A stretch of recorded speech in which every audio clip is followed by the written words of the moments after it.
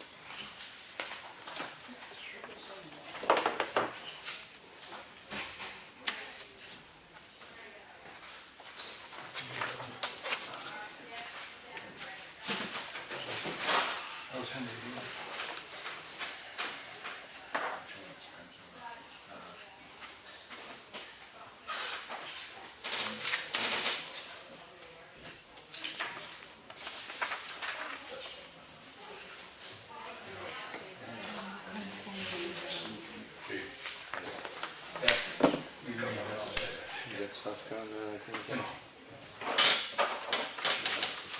Thank you, sir.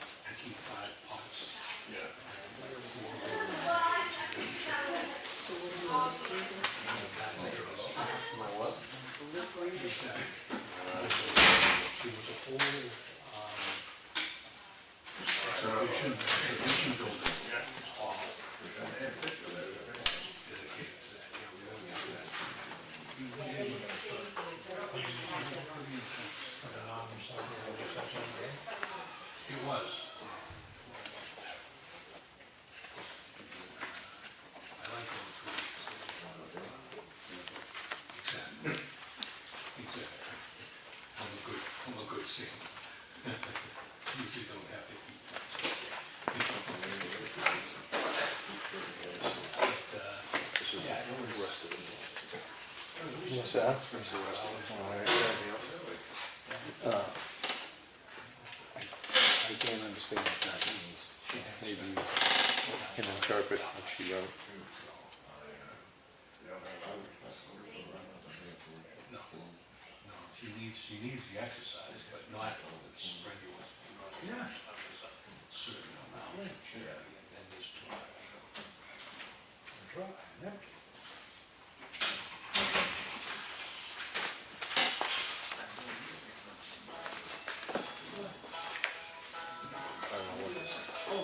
Is this, I don't know. What does he look? I don't know that either. Is that all?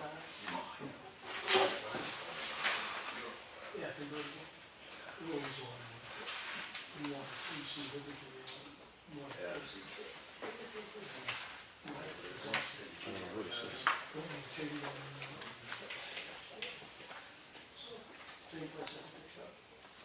Let me find out what this is. I don't know what this is. Yeah, I don't know what that means. The length of the driveway situation. What does that mean? I think this is done on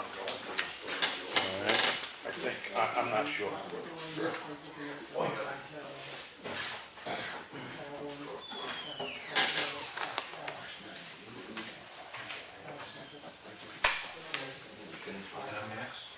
Well, this is the one I had. Yeah, it never works, but today it works. It doesn't work at my house.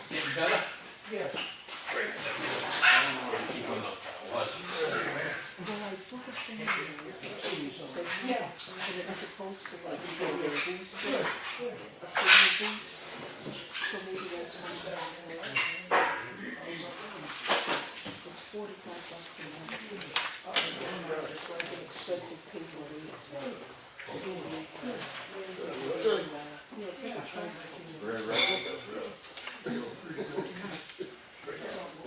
Yeah, right, that's what this is.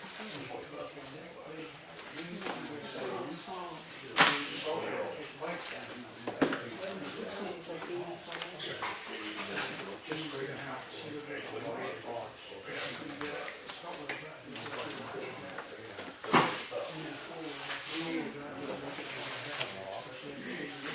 Oh, when we go away, I mean, I can use it, but just around here, it doesn't work. No good signal.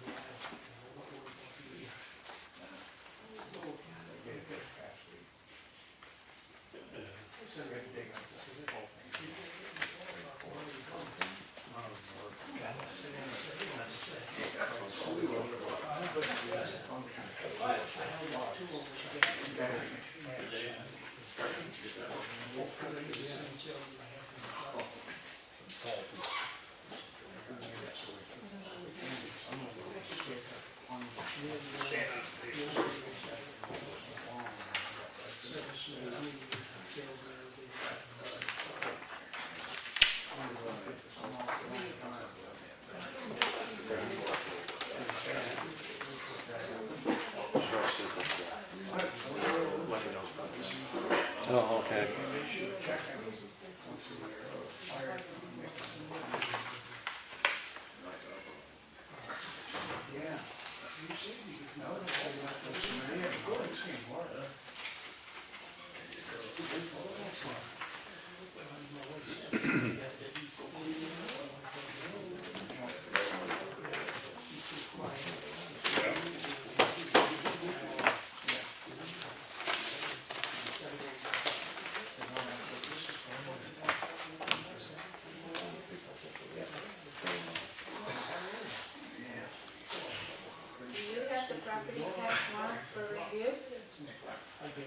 Yes, I believe we do.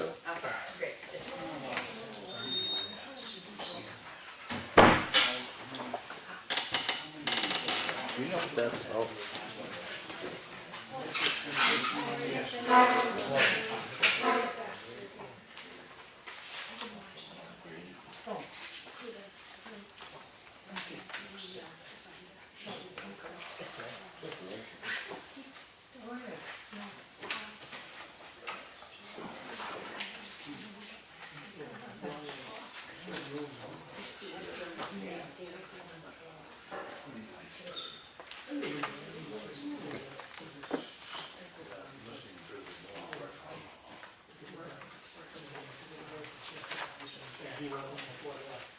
It's probably when they we put a swale in last year so that his neighbor, the water didn't run down into his pool. Yeah. Alto's pool. Yeah, that's what I thought it was from. And probably when Kevin graded, he probably just made a ditch coming up, and now the water's going down the edge of the road instead of out in the swale. and go take a look at it.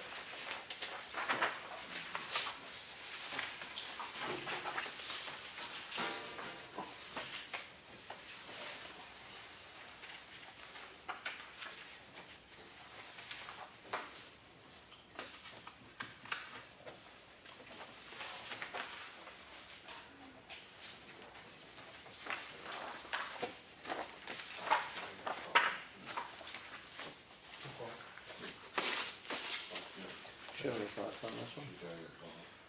Is that the cable? Yeah. Yeah, it's just ongoing. We had this little guy in there. He said unfortunately it doesn't hold any weight because it's just not, it's too small. Right. And it's just a matter of, I'm not gonna sign whoever looks at it, but it's all, it's just a standardized thing and when it's screwed into the melee of cable. I'll hold off too until, Yeah, I mean, that's just, I don't know what it really is.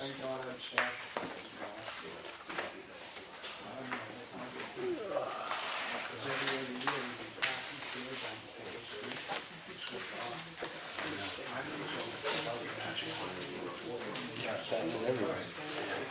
I think we gotta stop Yeah. and get the, if we're gonna do it, we'll continue to do it, get the right stuff. Yeah. You know, put it in a salt shed, but, well, I've heard too many times it's not being applied. and Dickie's not coming to it. He said he didn't realize that his wife made an engagement, but he did leave Claudia a Lamphier thing, that she wrote an email and sent it to us. I can wait for him to come in. I mean, Oh, yeah, no, I'm all for that, but he says, you know, he's gonna, his thing was that he let, I gotta get a copy of this. Chris, not now, but can you make a copy of these? I did, I put it in your Oh, office. you did? Oh, you're right. That's this week, right? Yeah, Yeah. thank you. Thank you. Did you see my little note to sign directly off the bill, not the little paper? Right here? Yeah, Claudia wants it right on the paper, initially, Oh, on this thing? yeah. Yeah. Just on the top, you know. What, oh, you paid this, or? This is in the manifest. Oh, okay, I'm talking about the new, Yeah, we did. Got it. yeah. Too many bills for me.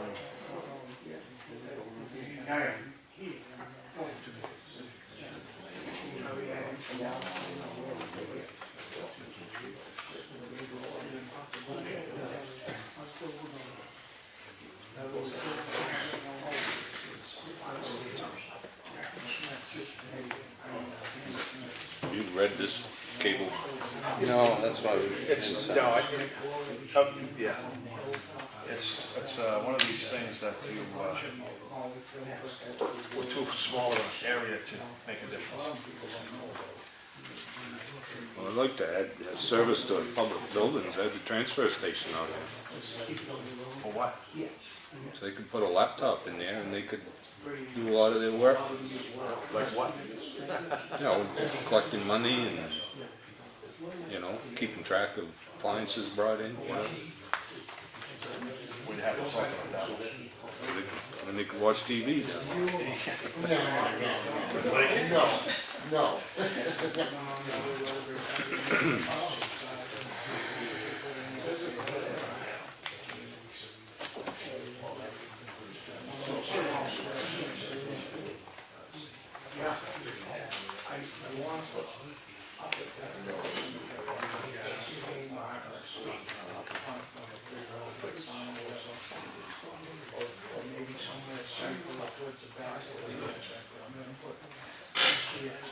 It's 19 Champion Hill, was that the little red house?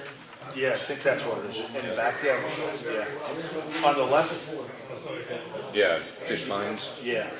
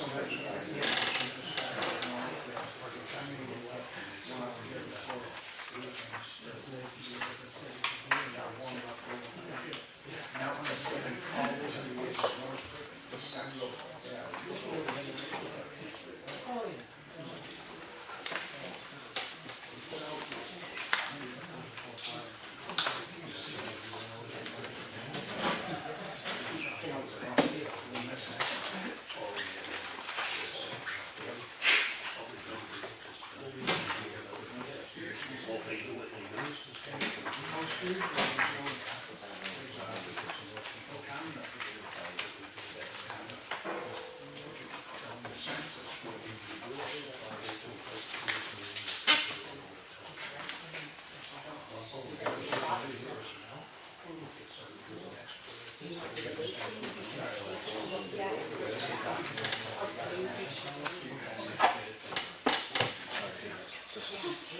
gotta.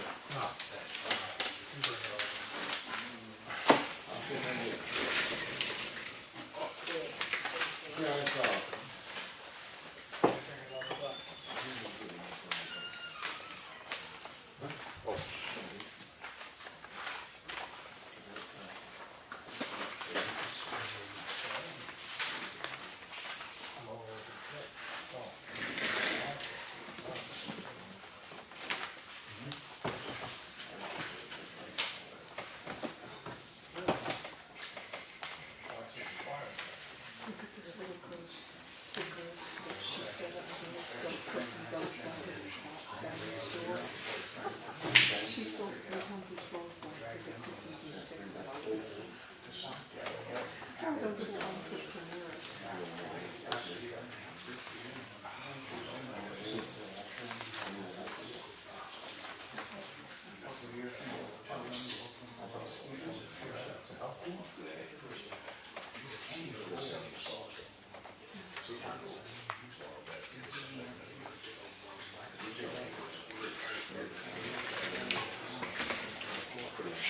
And they were getting,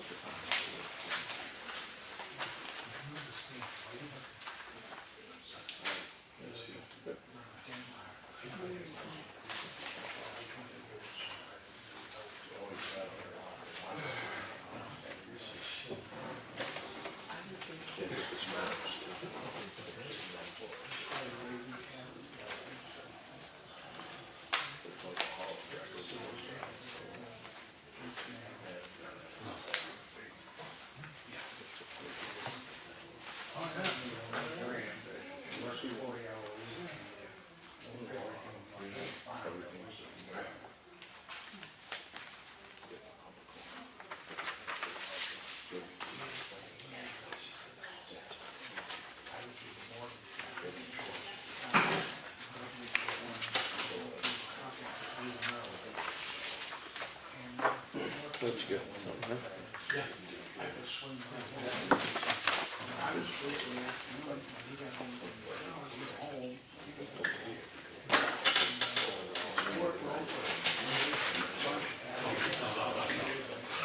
We know some.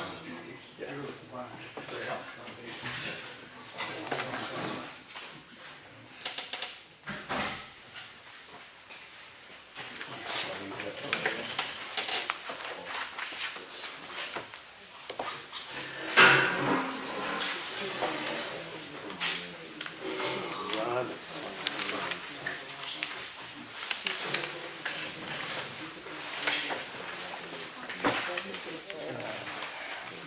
You can go at length, that. It's what? You can speak at length about it. Oh, yeah. There. she goes, no, I'm not gonna sign it. And I go, well, it's not, it's just saying, read it in court, or read it. You through with the manifest, you see that? Yeah, go ahead. I'm not cool with it. I can go through it. Is that them, yeah? What do you got? Yeah. I've got that. You do. There's quite a lot in there. Is it? Yeah. Well, there's a lot in there, but just some reading.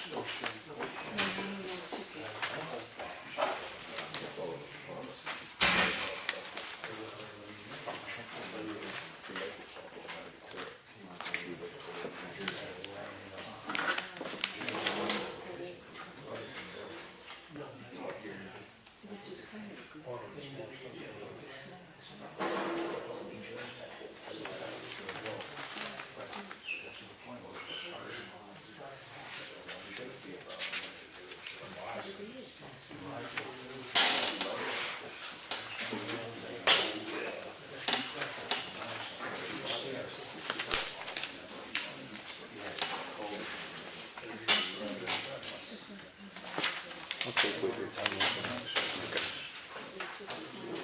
I'll hurry through it.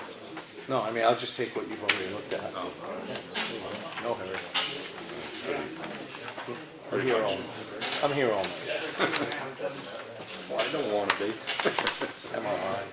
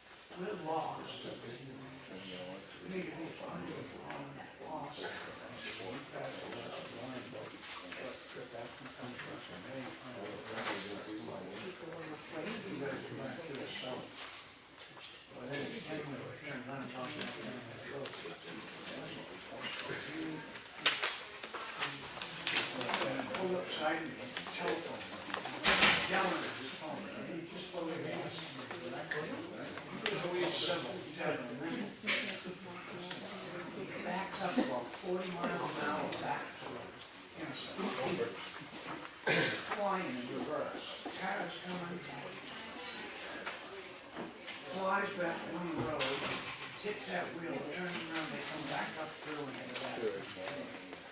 And I told him, he needs to drive up in the river, somewhere south.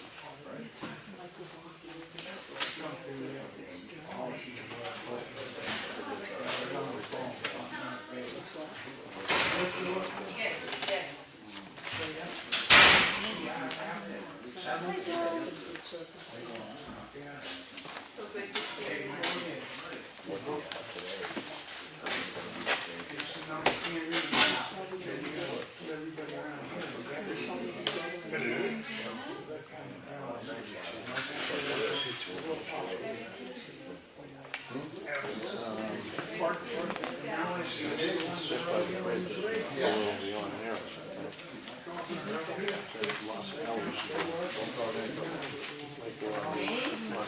Oh, that might be Wayne's old house. Do you think I have control over that? No. Any more than Mr. Paper?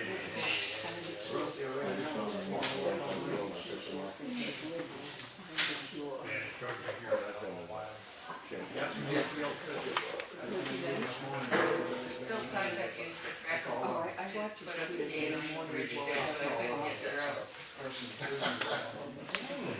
See the way this is. Wait around, wait around. I thought he was coming here. Really did. They looked down the same time. I thought he was supposed to be there. I thought he was Oh, so you can He comes flying right at me. Left this much room on the floor. He's yelling at his phone. Talking to me from all around there. He said, "Boss." This is for, I think Rand's here. This is for Rand. This is for the EOC. Don't let him use the- No, yeah. Yeah, that's so he can put it in the EOC. And the school district said, yeah, but I didn't get anything yet in writing. Yeah. So, but they said, okay.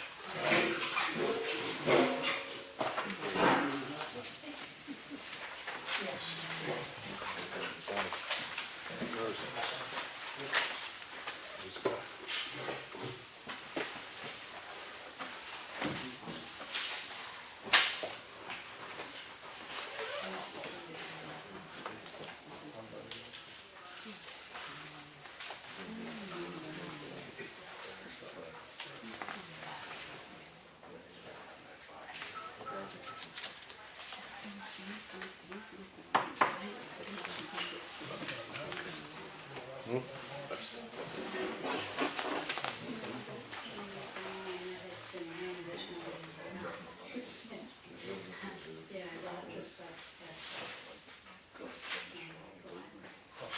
You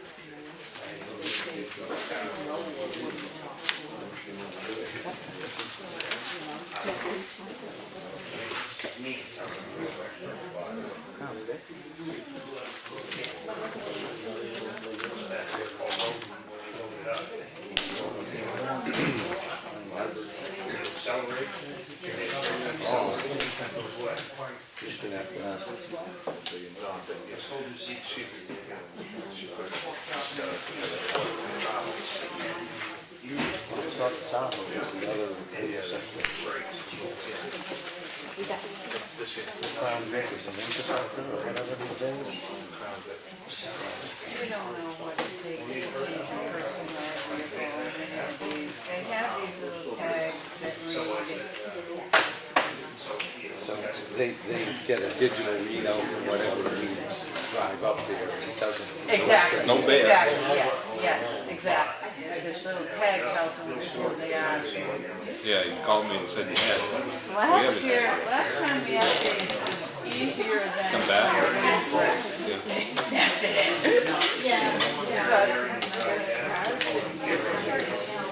Huh?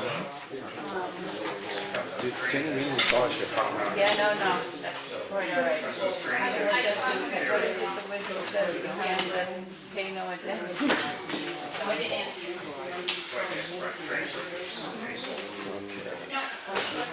this one? Randy.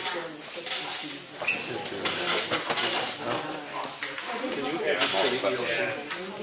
This is, Tim Aldridge. And I'm waiting on the school. The school said, yeah, but I just don't have it in writing. And she, That's the nurse. no. The nurses, we have EMTs. And if you need somebody else, I mean, we can all go. Paramedics. I know what they're saying. So, I mean, because there's subcontract. So, Tim said, yeah, and, so you can put that in the EOC. Same thing, a letter of, attention. Oh, you have it? Yeah. Oh, okay, I didn't know you had it. Oh, okay. Oh, okay, so we're all set then? Yeah. Okay, and Tim's all set. Okay. All right.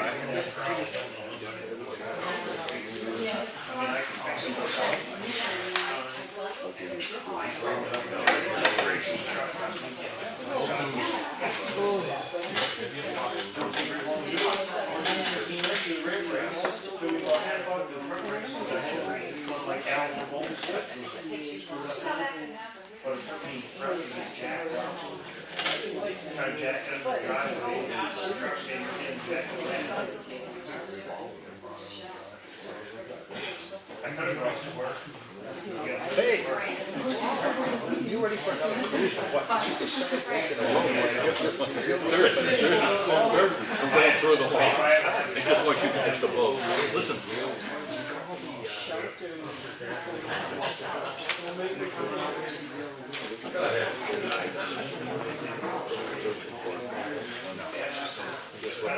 Go through us. Just put it in, have a preservation society, everybody. And then vote, we'll see. That sounds a little bit. All right, right. Yeah, I clicked on it. Yeah, okay. All right, yeah. Thank you. Keep those shirts, I'm gonna have to start wearing them. I know. It's not cooperating. No, not at all. So steady.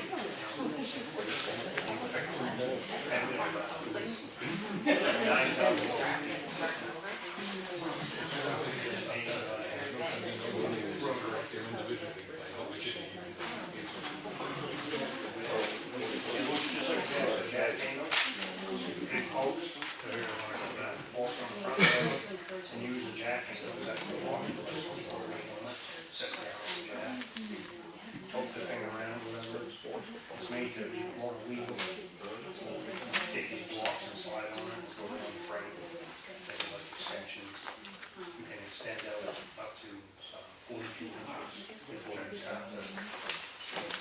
Somebody show up yet? We got four. Johnny show up yet? That was real. Stay after him. You know where he lives, right?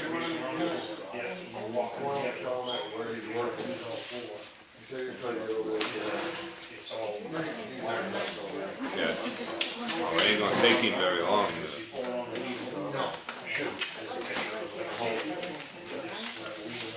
Be in and out of there in an hour's time.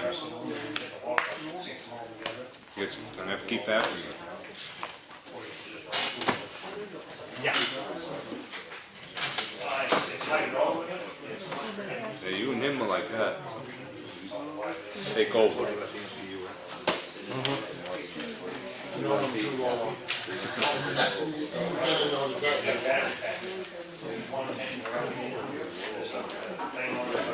I grew up with him, so.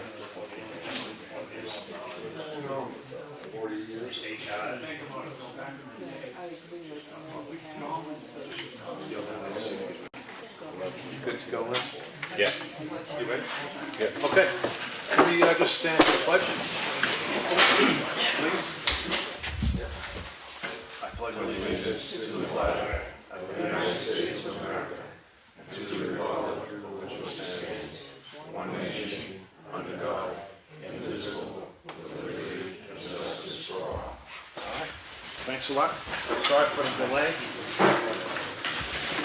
A lot of reading.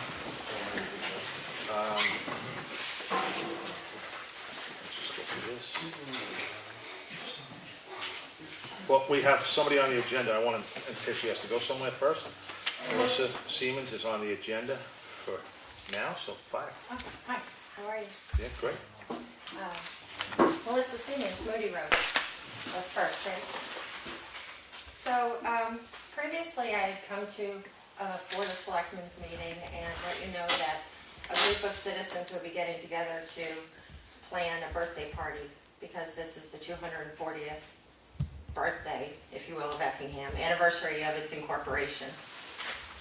So I wanted to just follow up. We had a very energetic and productive meeting the first week of April, and while there was no doubt that we could bring the community together for a great party, in the following days, the group of us that had gotten together gave it some more thought, and we realized that while we could have a great party, the next day when everything was cleaned up and put away, what would we have actually accomplished for the town?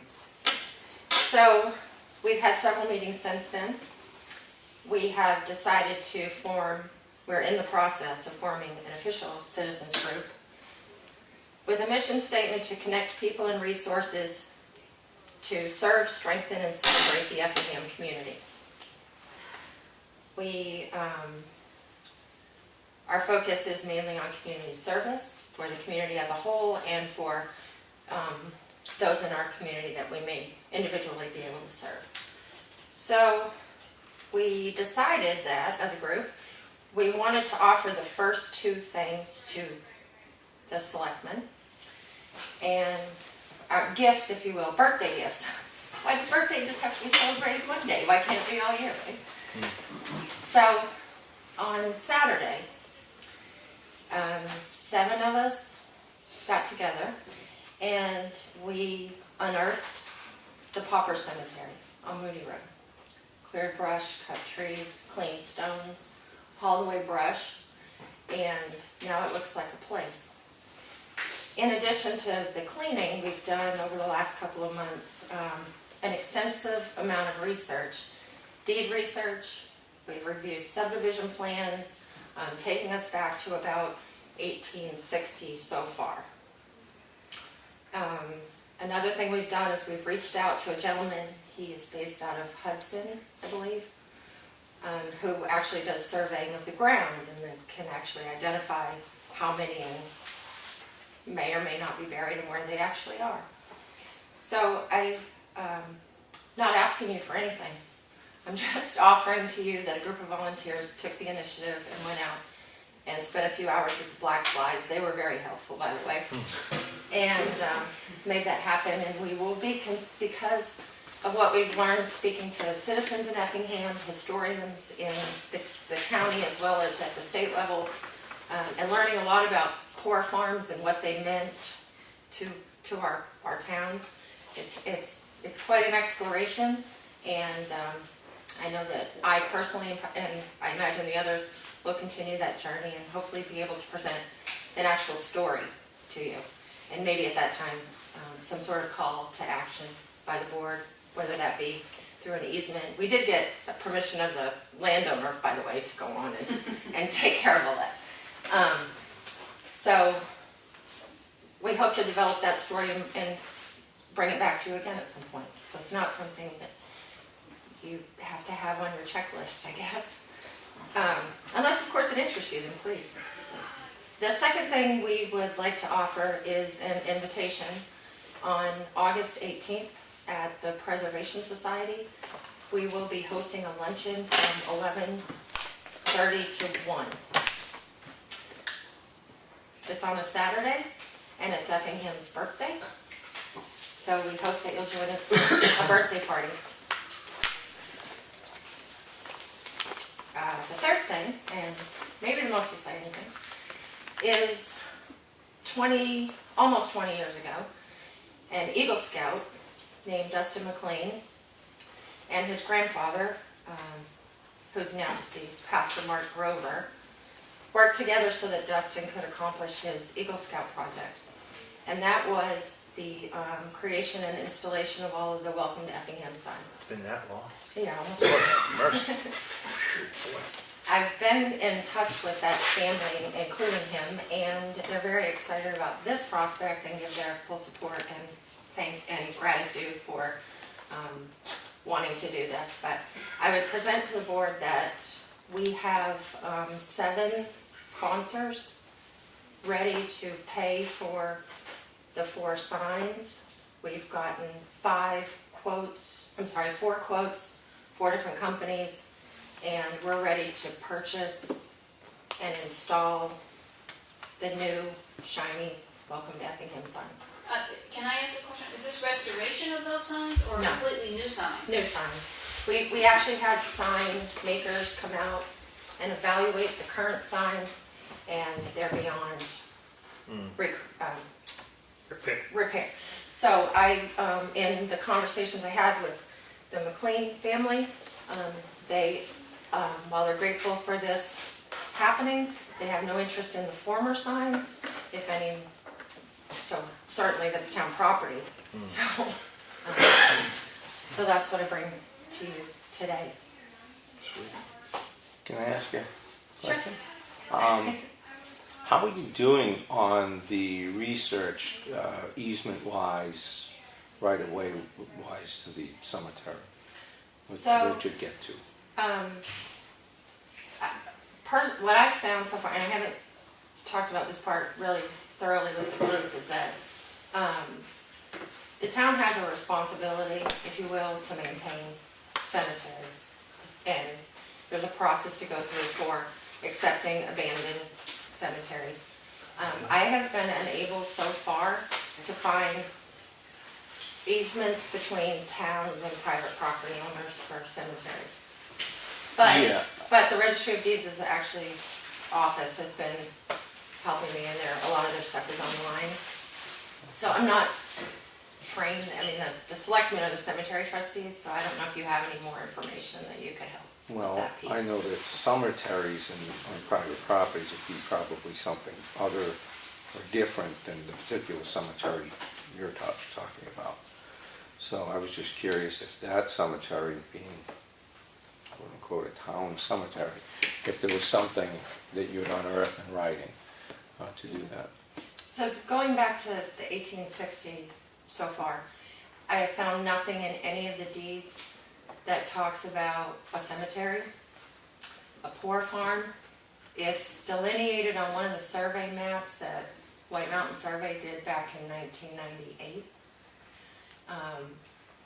But there's no language in any of the deeds that talks about it.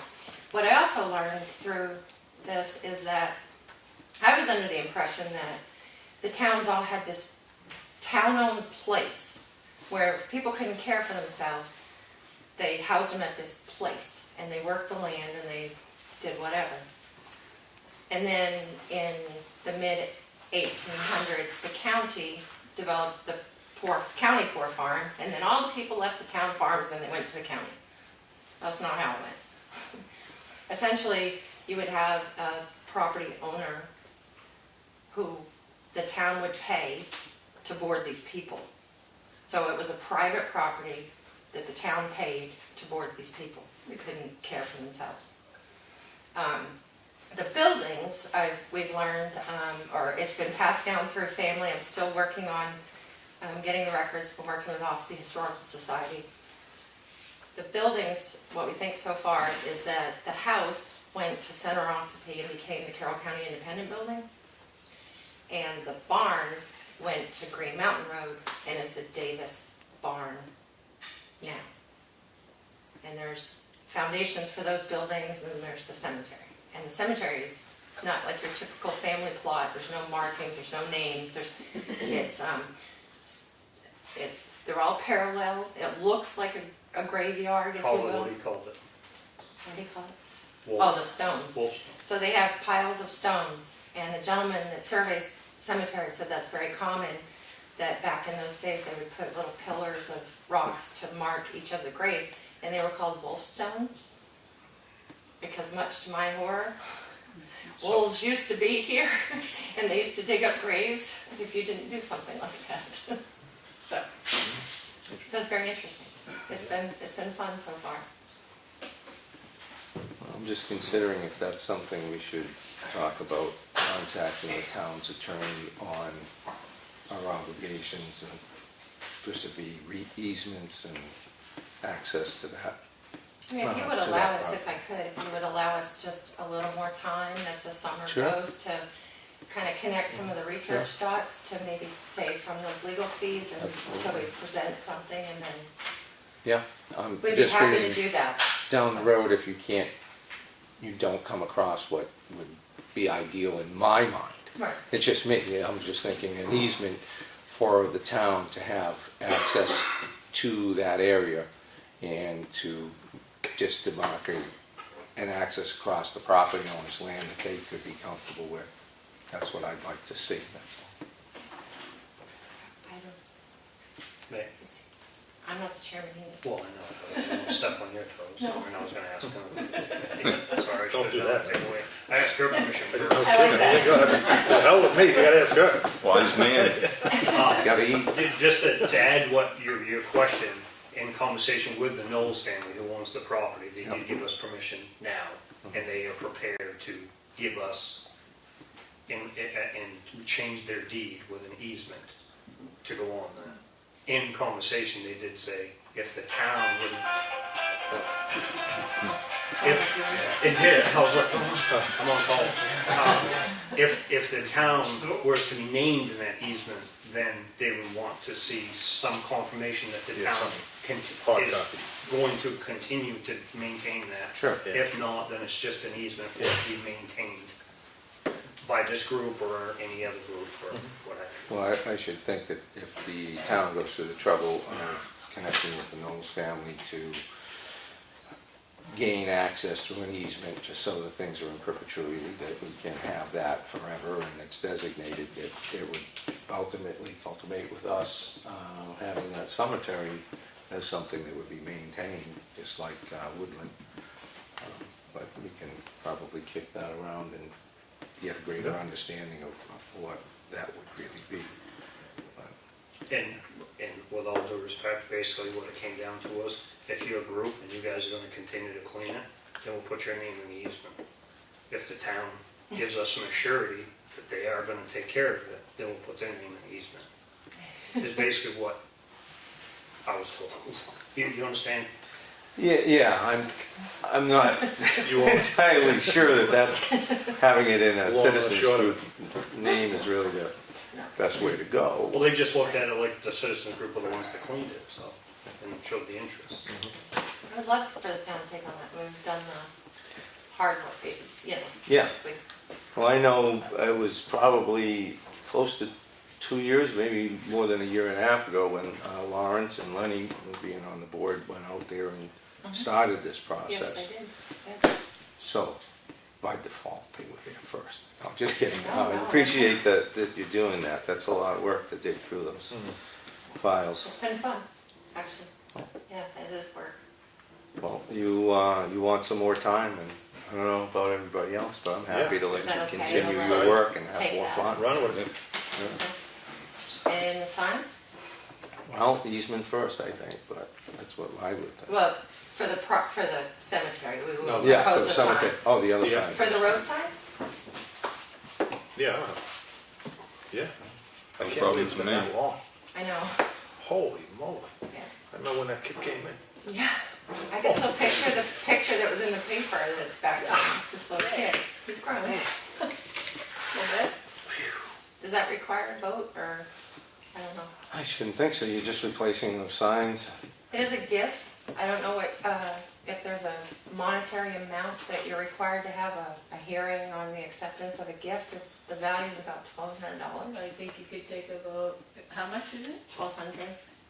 Yeah, you're under that threshold, you could take a vote right now to accept, A gift. yes. And who's this Or, gift? You know, explain it fully enough so that Chris has it in the minutes.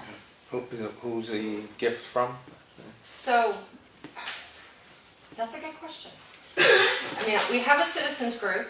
We've begun the You wrote it down. process of registering the name, but we're not an official, we're just coordinating this donation. So I don't know if you, Maybe we can, you just say a I was just citizens gonna group say, or I was something? just gonna say, I make a motion to accept the 4 signs to replace the old 4 signs As a donation as a donation. from the... From a group of citizens in the community. From a They're group all- of concerned citizens who wish not to be. They're all named. Effingham, they're all Effingham people. To be named later. Yes, please, if you, I just, and, oh, sorry, you have to vote, I think, sorry, I'm interrupting you. Doesn't matter. I'll second that motion. Any more discussion? All in favor? Aye. Perfect. So they are on Elm Street, Green Mountain Road, Ryfield Road, And Hunter's Bridge, Ann? Is there one? Plantation. and Plantation The Road. one on Plantation Yeah. was down. So it's been pointed out that there's a lot of entry points to Effingham. So if in the future, anyone wanted to sponsor other ones, we'd be happy to work with the sign maker. Uh-huh. There's also 153, which would require state permission, so that's a whole other, we just wanted to replace the ones that are already there. The offer was also made by the sign maker that now that they have the design, they could create smaller ones. So you know how when you're coming on Pine River Road from Ossipee and there's that Effingham town line stuck to the tree or pole. Which is an Espie? Yeah, they could create smaller mountable Version ones of like that, same sign. The only thing I do have one favor.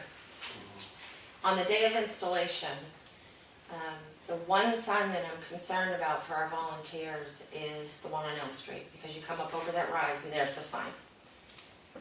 If it could be worked out with our police department, to perhaps do like a standby, if they're already on duty, not any extra expense, but just be there with the lights. We have access to signage, cones, that sort of thing. But that one concerns me a little bit, having people working in the roadway right there, given how people drive on that road. We'll see what we can do. Okay. Just give us a date and a time. Okay, thank you I mean, very much. okay. And thank you. Yeah. And Well, thank you, and you. So, all right, we're gonna go around the barn a little bit here. Is that all Yes. you're done? Okay. For I now. don't wanna step on your toes now. Chris is hungry. All right, I make a motion to accept the manifest of $33,213.81. Second. Any discussion? No? All in favor? Aye. Okay. Make a motion to accept the minutes of May 15th. I've got a couple of corrections. Okay. Hi, Chris. Hi. The name Castriota on the second page is misspelled. I'll provide proper spelling for you. Okay, right now, we're, Yeah, I've got it here, so I'll just hand this off to you, okay. if it's all accepted. Under public comment, we had Mr. Edwards asked if the Elm Street Bridge will be put out as a separate bid. I then stated we will wait for, you have attorney's advice, that should be engineering advice. The next item, the next line would be Mr. Edwards recommended H.A. Harris for expansion joints. I believe what Mr. Edwards was talking about was material used for concrete repairs on the bridge. That sound accurate to you, Lawrence? No, it was for the expansion. It was for the expansion joint. Okay, And he got it at HA. got it, H.A.S. Okay, then I will withdraw that change. And that's all I had, the engineering and the name Castriota. You got it? All right, how about we make a motion to accept the minutes of May 15th as amended? If that was a motion, I'll second it. Any discussion? No? All in favor? Aye. 10-5. All right. We had quite a bit of stuff in the signature folder. We had the tax collector's warrant. We had an elderly exemption, veterans exemption, the cable carrier contract review, which is probably, I gotta read it. I mean, it's just crazy. And 4 intents to cut. And the MS 232 appropriations that were actually voted upon. Mail folder, we had a mortgagee notice of sale, real estate property. We did get a answer from the town attorney on April, I can't say it. Belial. Belial on Misty Mountain Farm. She has to stop putting the water, she's got to divert the water away from the road. Court order. You got the Granite State glass update for the library, for the windows, which I think he's going to speak about, because he was at that meeting. Mike, that is. We had a letter concerning a house on Snow Road, and we did get a response from Tim Eldridge. We're working on the EOC, the new emergency management plan, and he has offered to use his buses in the event that we need to evacuate. So he's going to offer his buses to the town and drivers for emergency use. And Lenny's going to go up and talk to a resident on Corker Hill Road, correct? Yes. About a swale in the driveway. And we reviewed Digging Doze's bills. So, it was a busy time in between, and I apologize for the delay. Okay. Have you got anything to add to that, you guys? Not to that. Yeah. No? Okay. We're going to go into public comment, I guess. Let it fly. I just had a question about one of the signature folder items, the cable contract review. Is that the contract between the town and Yeah. and Charter Communications? Yeah. And that's been how long since we've had a valid contract with them? I think it expired maybe a few years ago, or Many. Yeah, many years? years. When it was Adelphia. That's when Adelphia came in and said they were. Probably 2004. Yeah. On the last Tamworth Selectmen's meeting, there was you can watch the video. I did. Did you watch? Yeah. They had a woman come in and talk about what service she could provide to the town and what flexibility there is in those contract negotiations and so forth. So if you haven't heard that, I thought it was a very worthwhile conversation to listen to. Well, last time we had, just to talk about that, not to cut, go ahead, finish. No, that's all. I know when didn't know you Adelphia watched it. came in, we had I forget the guy's name, but he came in and talked at length about it. And he said, to be honest with you, your town is so small that it doesn't really matter if the whole town voted one way or the other. It doesn't really, you're not a Manchester, you're not a Concord. You know, so you're kind of at the mercy of what you get. You know, that doesn't mean that we'll just ignore it, but I'm just saying that that was the gist of what he kind of said to us in 2000. Do you happen to know what our density is right now? No, I haven't, no. One thing that she pointed out is some contracts have 25 houses per mile. Other contracts have 10, and that's one of the things that can be negotiated is Yeah. there's not a whole lot you can do about the programming provided or about It's the service to get to the houses. the string in the service, and there really isn't a lot. There is flexibility in what you can do with the franchise fees Thinking that one said and the density. What's that? I think that one said 20. I think I wouldn't swear to it, but that was better. That's why Yeah. I think I It was recall. better than before, I know that. But if you were at the conversation with the woman, do you think Yeah. you happen to recall her name? I can get it off the government oversight. Well, the first thing for me is, because we had a lot in the folders tonight, and that paperwork was kind of substantial, I didn't bother to sit now and read it, so I didn't sign off on anything. I don't think anybody did. None of us did, because it's so, We want to take a few like minutes this. If you get a chance to watch that video, she kind of goes through contracts, kind of what she does. You know, She's an attorney, and she goes through it with their board of selectmen, like, pulls out a bunch of pieces and explains it in plain, layman's terms. non-cable language. So it was very informative. Just, it's Yeah. on the government oversight. On that, I know that some of those services have been expanding through request, because on my road, it never came down, and there was such gappage between house to house that they, just through request, they started moving forward. So they've gotten better at supplying some of the cable lines, but yeah, that's gonna need a review. I think Ms. Swanek wanted to Yeah, mention. yeah. Yeah, I'm thinking there was a trend, we looked at the cable situation around town. It was on the Technology Development Committee that came in. And one of the things we did is we mapped where access was. I believe on Hobbs Road there was a transformer down there. So maybe that's why they got a little more there, because basically in all the conversations I had with, who was it at the time? It wasn't Adelphia, it was after Adelphia, before the last guy. Time Warner. Huh? Time Warner. Time Warner. They were not open to, you know, they just. Yeah, they kind of they- shut it right yeah, down. I hear you, yeah, I hear, we would if we could, yeah, I'm sorry, we just, Yeah. we can't do it. Well, the two neighbors that precede me got it. I have not. But I stopped asking because I don't want to pay the bill, Yeah. so. Oh, yeah, they would definitely do it. Yeah.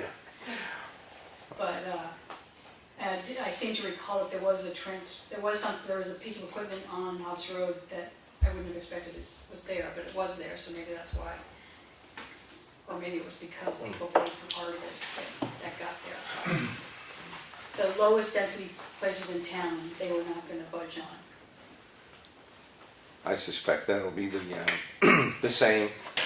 So a lot of that before we were just kind of a conduit from one place to the other.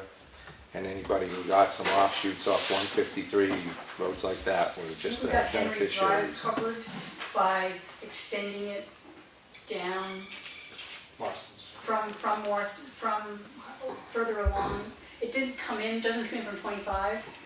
So where I live, Farmer River, there's no access along there for Time Warner. And it wasn't around the corner, but it came down to Henry Drive because of the number of people on Henry Drive. So that was, I think, the only achievement. I think that was an effort of Melissa. I think that was the only effort that Wasn't it? succeeded. Because Oh, of the that density. was quite an effort. They Year met after all- you moved, they put they it in. met the density. So many families in there. But they didn't keep it going. That's too bad. Anyway, that's what I know. We'll try to pick up on that and see what we can find out. Probably nothing you can do, but. Probably not, but it's worth, a review of Since the then- material.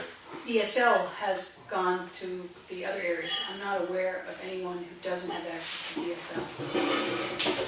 So there is broadband wherever there's what was Fairport.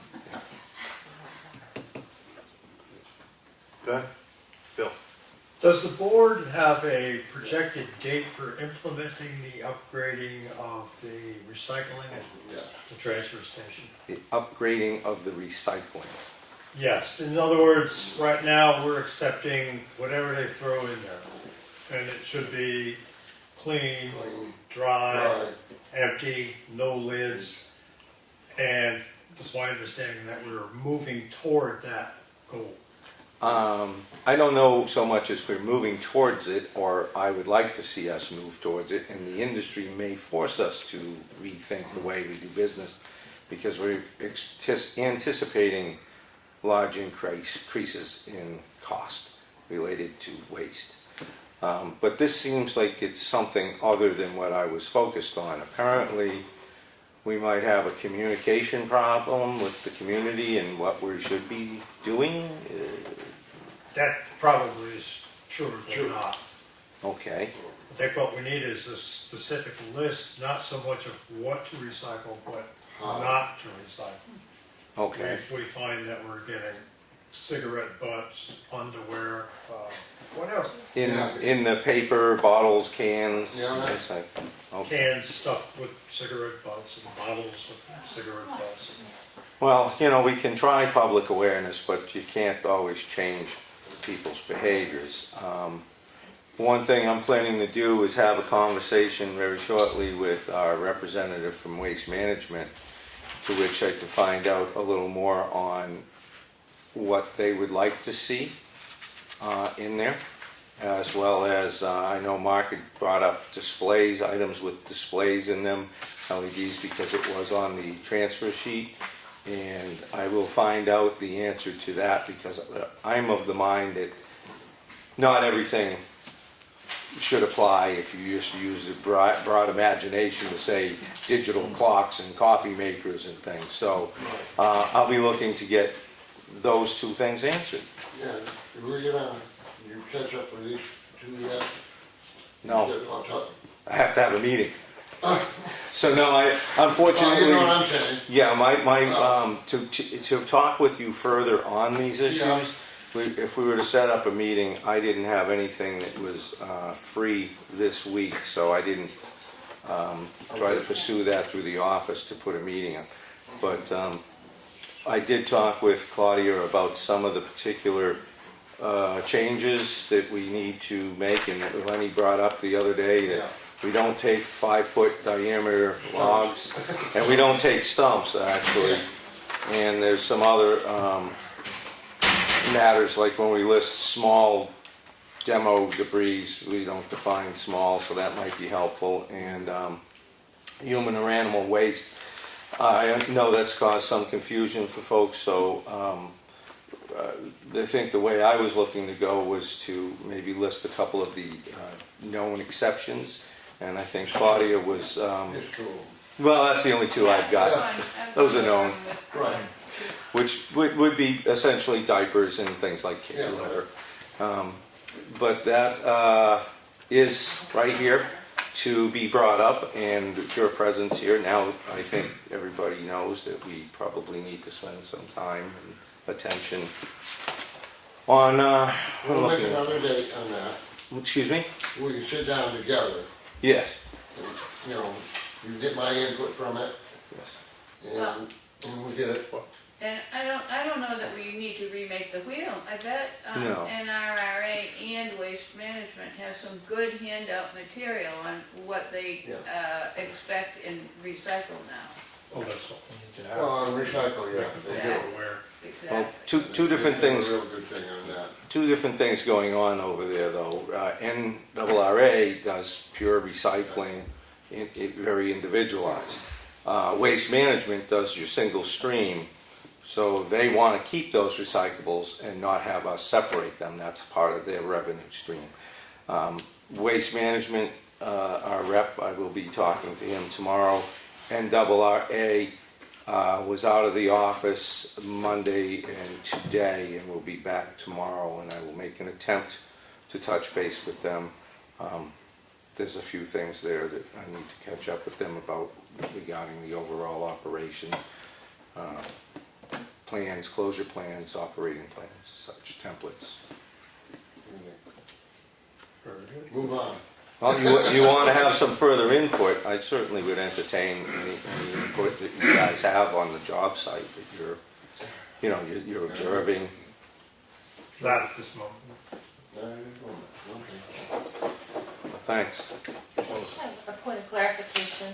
Last year, we had public hearings and the adoption of a new transfer station ordinance, an updated one. Is that what we're handing out, a copy of the ordinance, or have we created a new set of rules? I haven't seen that yet. Is that available? We have not created a new set of rules that I'm aware of, but I wasn't here last year. I No, think it's that, just there's been a couple of revisions that I wasn't part of that won't be completely accurate. And we've had other issues come up that might need addressed, and he's reviewed those with me. yeah, there was So a I'm gonna change or do two over that, the handout and Yeah. give it For our to you review? to see if it meets Yeah. your needs, and I'm sure you'll include our attendance as well. And I just can't remember if we had public hearings on just adopting new fees, or if it was It was just amendments the to the whole fees, ordinance. To feed, Yeah. fees. just to feed. So the ordinance itself is done by the selectmen, we don't need a public No. process to do that? Okay. Because that We're wasn't not adopted changing at that, we're town just meeting. changing the Okay. language of the old handout. Okay. and I don't know if somewhere along the line, some edits were possibly implemented that maybe were accidental or misconstrued when whatever was rewritten in here to include white goods, or something seems to potentially have gotten I think it's been a little, mixed up. trying to add a little here, a little there, and it just. Some of the language either disappeared or Right. was added something that shouldn't have been, so we're gonna clean it up. So some communities get their recyclables, they get paid for them. Do we pay to have them hauled away?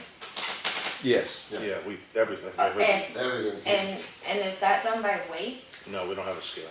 And No, that's- No. you're- yes, it Yeah. is. Oh, by the So container, you mean? so if I picture like a recycling container full of cigarette bottles, we're not paying for bottles, we're paying for ashtrays. Is that accurate? What we are, If people aren't rinsing and dumping and taking the lids off, we're paying a lot more because of that practice. So if we did like there's a public- percentage. some If- communication with the public that you need to dump this stuff out, we don't need to pay for it. There's Is a that percentage of contaminants that's We're allowed. allowed. We're allowed. And then when you go over that, you can run into some issues, especially when they do the sorting, because this stuff all gets sorted out. So at some point, you put your stuff, it's a certain point, you get flagged for that. Do we get flagged? Are we To in the the best habit of of my being knowledge, flagged? I don't know the Can answer. I say something? Probably he knows. I've been down to, what they'll do, they back the container into this big area and they dump it before it goes into the recycling machine. If there's too many contaminants in there, they'll reject that load and they take it up on the hill and bury it. And they charge you guys, the town for trucking.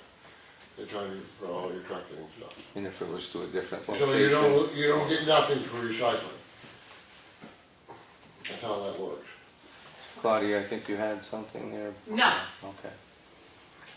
I don't know how to do So the industry as a whole is going through some changes, so we'll probably be exploring a lot more on this subject and throughout the year.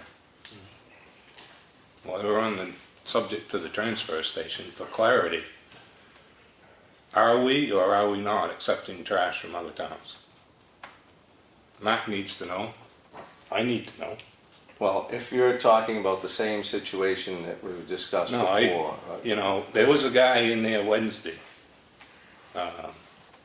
last week, that I almost guarantee his trash did not, what he was throwing in the demo did not come from Effingham. But I couldn't kick him out. So you have a transfer. Yeah, he does. Yeah, just different. Well, here again, I think what we need to do is spend some time on this to define things, because there's a certain level of enforcement that would be impossible to do. However, we do list in here, or it has been listed in here prior to my time on this board, as that for bulky waste, a container is also available for homeowners who need to dispose of small amounts of construction debris and/or furniture, such as painted or treated wood, upholstered furniture, a mattress. So one of the things we might want to do is define small and what you're going to allow in. And in those discussions, when we revamp this, then I think we can probably explore just how far and what we want to try and enforce, because it's going to be very difficult to start going down that To answer particular road. Leonard's question, historically, and I don't know if it changed when I left, but we never accepted commercial. That's for Right. sure. No, that's No, this listed. guy had just a little small tag. I mean, that's pretty hard to, it's pretty hard to police, but But I've met him 2 or 3 times on 25, hauling from Ossipee, so. well, I mean, if you see him, you could tell. I mean, I've Well, told I people- didn't follow him on that Yeah. road right to the transfer I mean, station. I that's- asked him where it came from, Yeah. I mean, I've told people. but. And I've been- So in the regulations, I think it should be written in there that it's, the transfer station is for Effingham residents and Effingham residents only, but if, Effingham trash only. yeah, for now. So I mean, if, is I- this well- gentleman, do you think he's doing it for money, or does he have? It wouldn't surprise me. Home. Well, then that would be Yeah. commercial. Sure, there are That's several been our- people. I mean, That's been our he'd constant. lie that's to what you, handling it, yeah. he'd lie to you right to your face. Right. I don't think we should get too sidetracked on this. I think Yeah, we should take we this can up in a get work it another session. day. Yes. Okay, we got a lot of other stuff to handle. We did once before try to clarify that. It's very hard, I think. Yeah. There's too much pressure on those guys unless you come up with some brilliant idea, because we had some, what felt like, maybe like to you, really clear example of, okay, that's gotta be from your business. It's not. Yeah, What are you gonna do? Yeah, you can't really. And I Yeah, can, that's I someone who's understand clearly that. got a bit, no? I understand they're not real people. No. But if it's We written don't want there, them to have to. if it's written there, it might get somebody to think twice. You might, you're right, you might. And like I said, I think as we go down through the course of the year, at least conversationally, I'd like to explore some options that I think might be viable to the community in a way that probably could take that right off the table. So we'll see. Stay tuned. Stay tuned. Stay tuned. Okay, I'm gonna have a biscuit. And there you go, have to, Thank you. Lawrence. In the paper, it had a bid for just the paving reclamation. And I thought when we talked at the board that they was gonna put the road reconstruction out there, but I didn't see anything in the paper for the road reconstruction. That's not what happened. So the road reconstruction didn't go off again? No. What are you calling road Road, yeah. reconstruction? Oh, to work on Green Mountain Road, you mean? Right. No. The contract work to like replace a culvert or bring in material or something? Well, yeah, there's gonna be a lot of ditching, there's gonna be a lot of work done, a lot of earthwork done to that road, isn't it? Well, you know, like we're going to go out and review some culverts to see what needs to be replaced. And it was the consensus of the board that we were going to stay the course that has been in place for, I don't know how long, probably since you were a road contractor for the town, which is to give the dirt work portion of this road work to the existing road contractor, maintenance contractor, which would be digging those. But I thought that's why we adopted that procurement policy, so that everything went up to bid, it was over $15,000. It did That's- say that if we had a related work from, that pertained to a job that had been bid out, if the successful bidder, that successful bidder could be used again. And this part is part of our road maintenance, I would say, which, you know, certainly is over $15,000 every I think, year. but also, okay, finish. No, go ahead. I just think, and I've stood by this forever, I mean, it's been like that forever.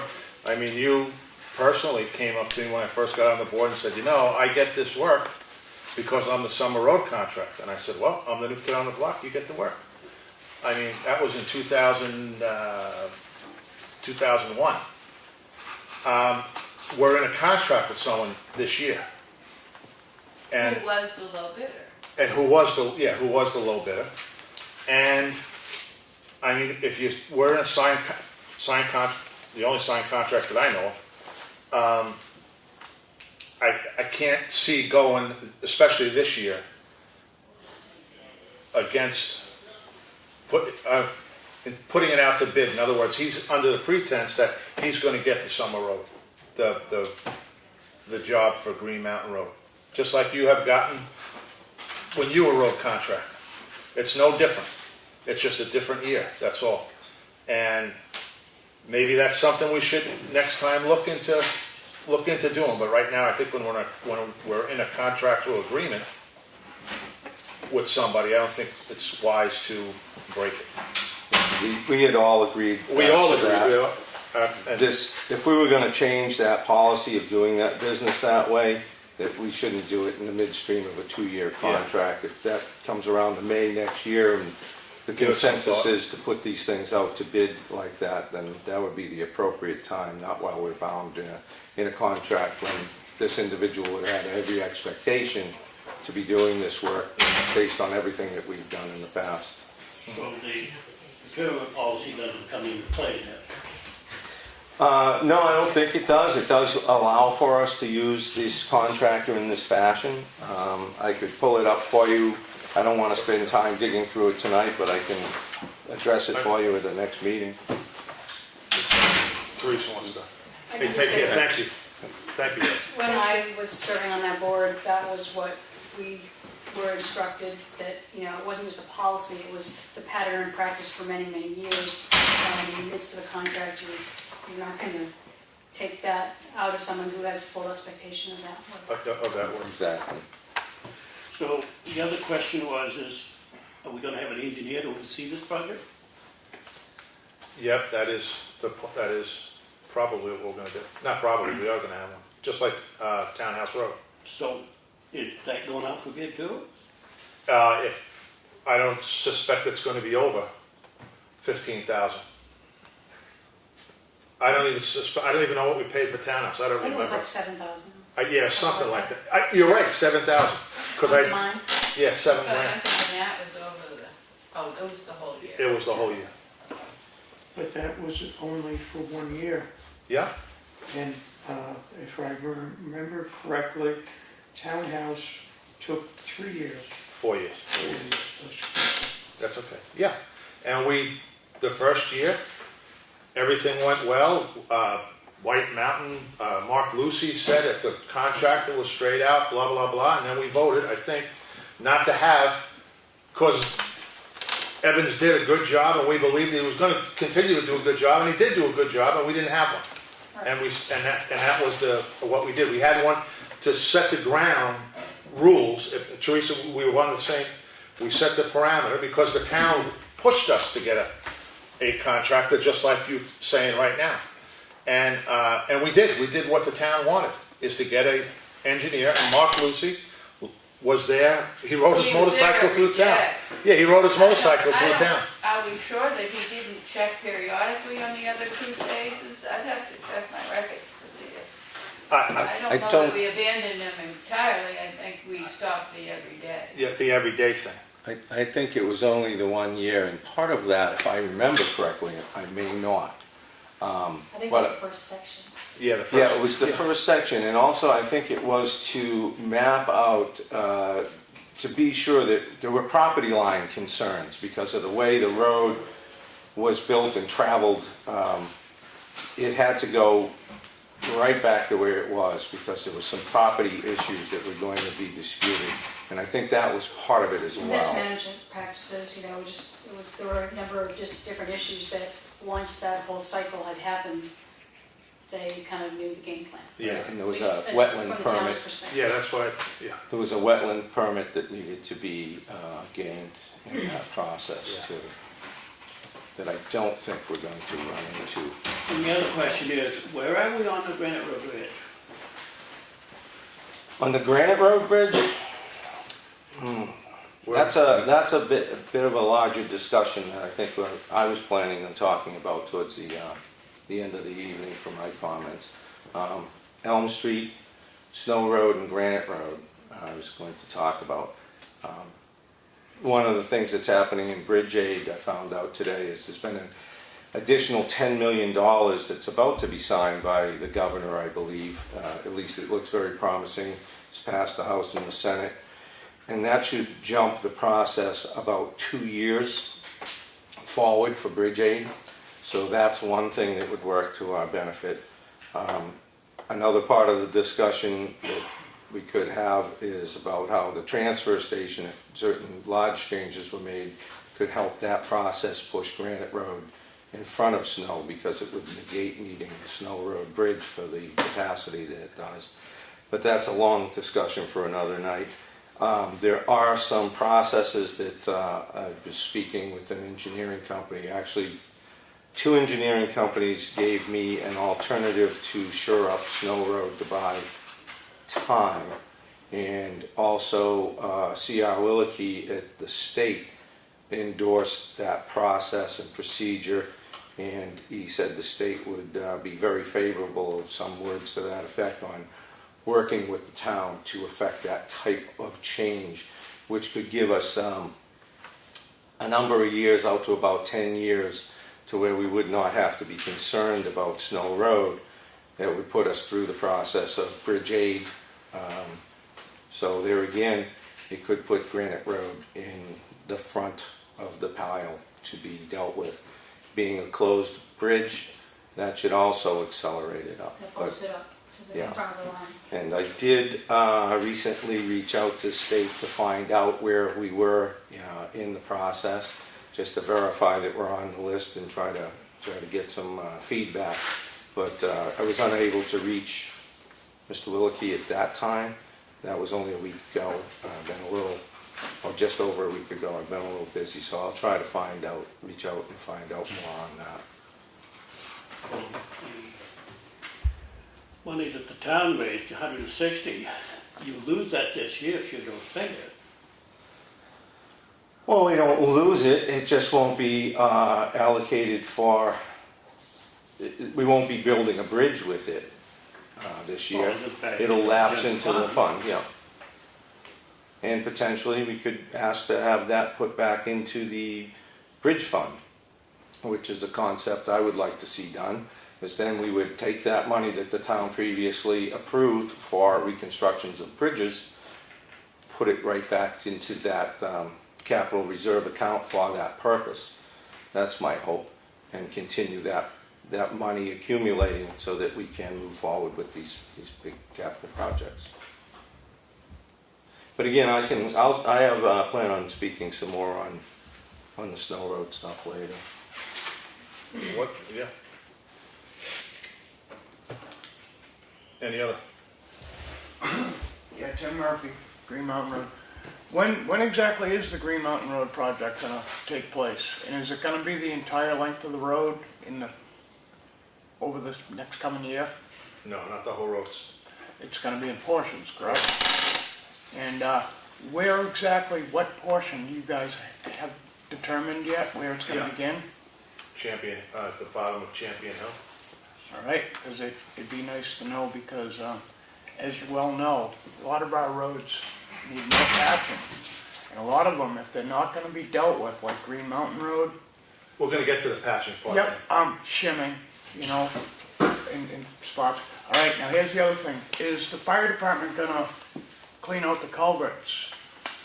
Are they planning on doing that on Green Mountain Road? Yeah, All right. as a matter of fact, they cleaned out a few, Right. the edges. I was in on And the they're gonna blow operation. them out. The Why fire I asked. department has already started. Oh, they started, They did. yeah. I don't know that they finished, I don't think that would be the case, but they were out there on Saturday, just as They were supposed to do the bridges on Saturday, I don't know if they did the culverts. I seen them They heading didn't up, do the They haven't bridges. touched the culvert. Okay, I seen them All heading up I townhouse. saw was in flushing the okay, dry hydrants. I didn't see any culvert work. Oh, well, okay. I was No Well, hoping they bridges. were dug out. Randy had to leave, Randy had to so go. if he comes back, we can ask And for here's my clarification. point, if I may. I was in on cleaning those out, and it's taken a lot of years of neglect on a lot of people's watch to allow them to get to the point when there's that many culverts on that road for both ends to have to get uncovered that have not been functional for some time. Now, I think there needs to be, in the future, especially we got this work coming up on Green Mountain Road, some sort of cohesive plan to to maintain on a particular schedule. Yeah, we got our grading schedule. Yeah, we got this. Those culverts had to have taken 15 or 20 years on many people's watches, both contractors and selectmen, for them to reach that point. You would think it would be made a priority to go out and check them. Involve the fire department possibly, but at least have it be in the job description for our road contractor.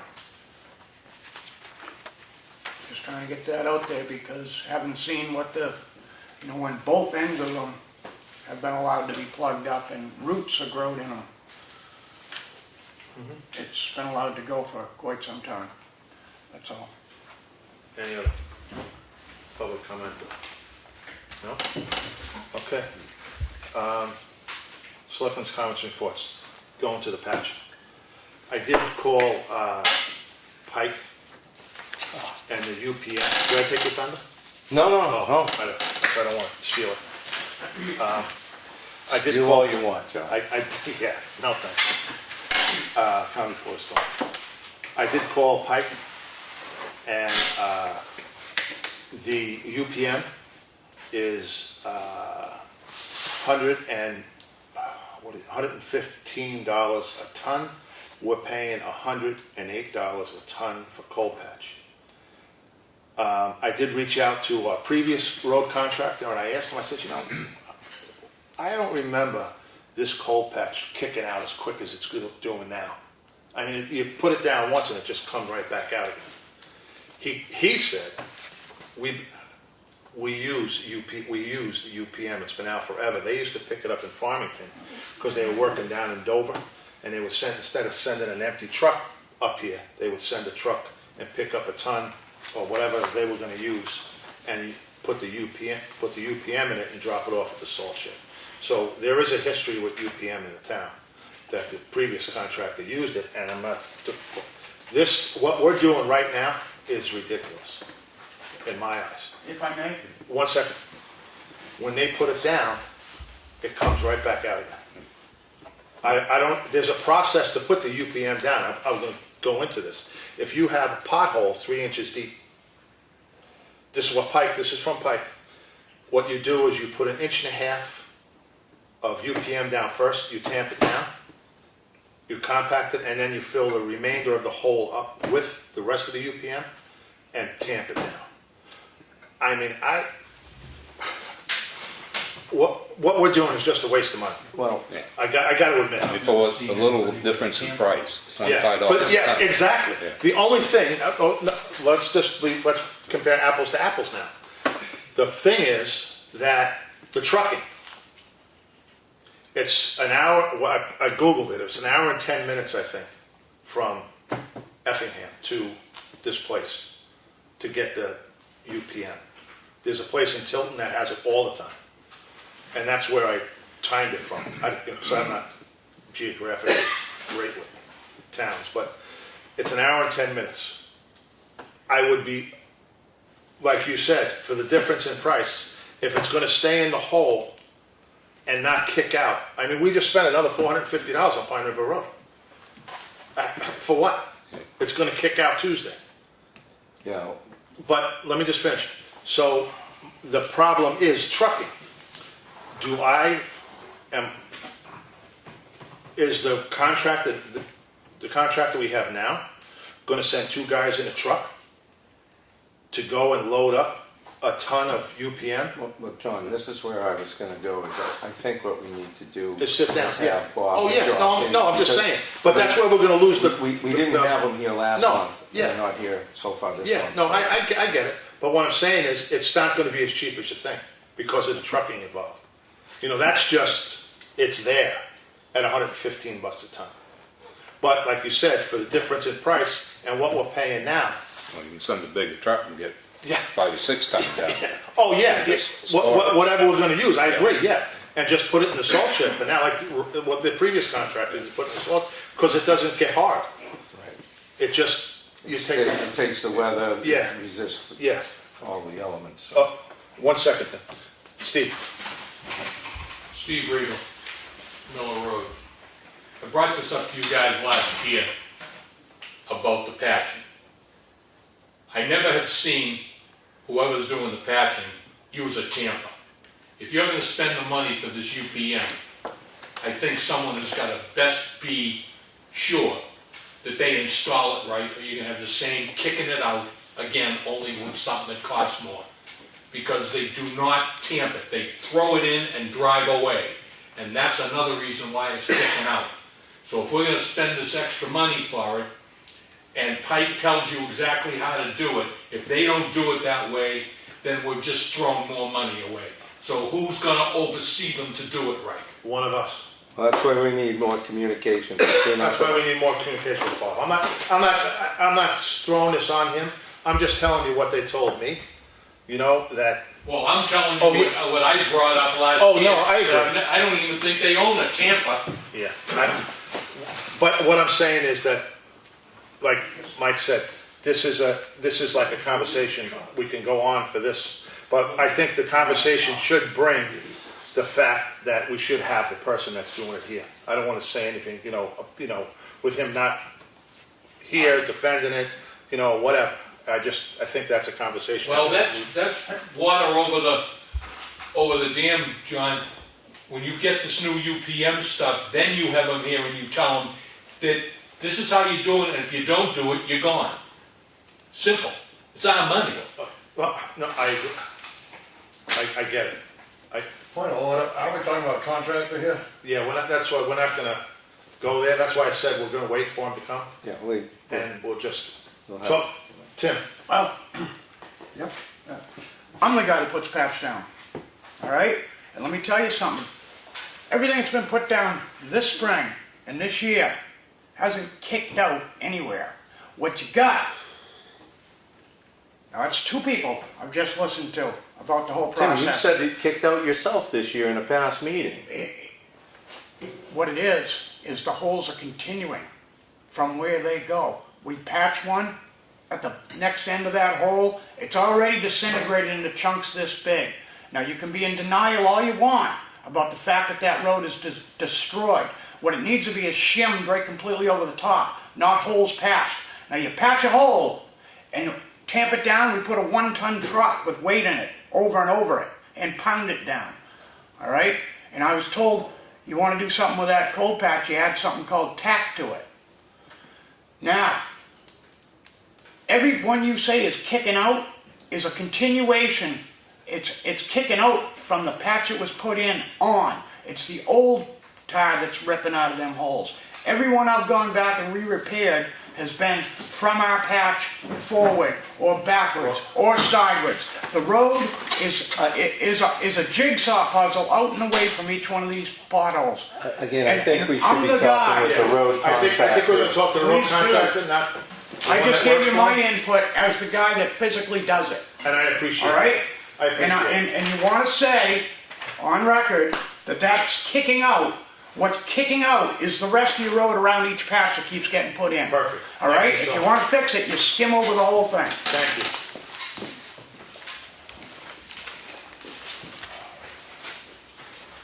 Any other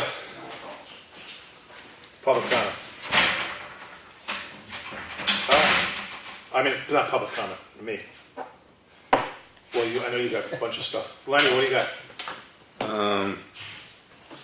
The Hobbs found on Hobbs Road, I asked Mike if he'd seen it, and he hadn't, but they kind of put some grade stakes and ribbon out there and extended the lawn. It's pretty much out into the road, but nobody was home the day I went down by there, so I couldn't talk to anybody, but Mike said he'd get down and see if he could find somebody. Okay. I talked with Bob, the grading's done. They finished Rumney Hill Road was the last road. They did that today, a couple loads of gravel there. And he said that middle of June, if that's the calcium date, then you know everything will be graded and we can do the calcium. I know Clough Road, Granite Road, that's getting kind of washboardy, but we're talking another two weeks anyway, so it'll probably be all right for the next couple, and then get the calcium done. And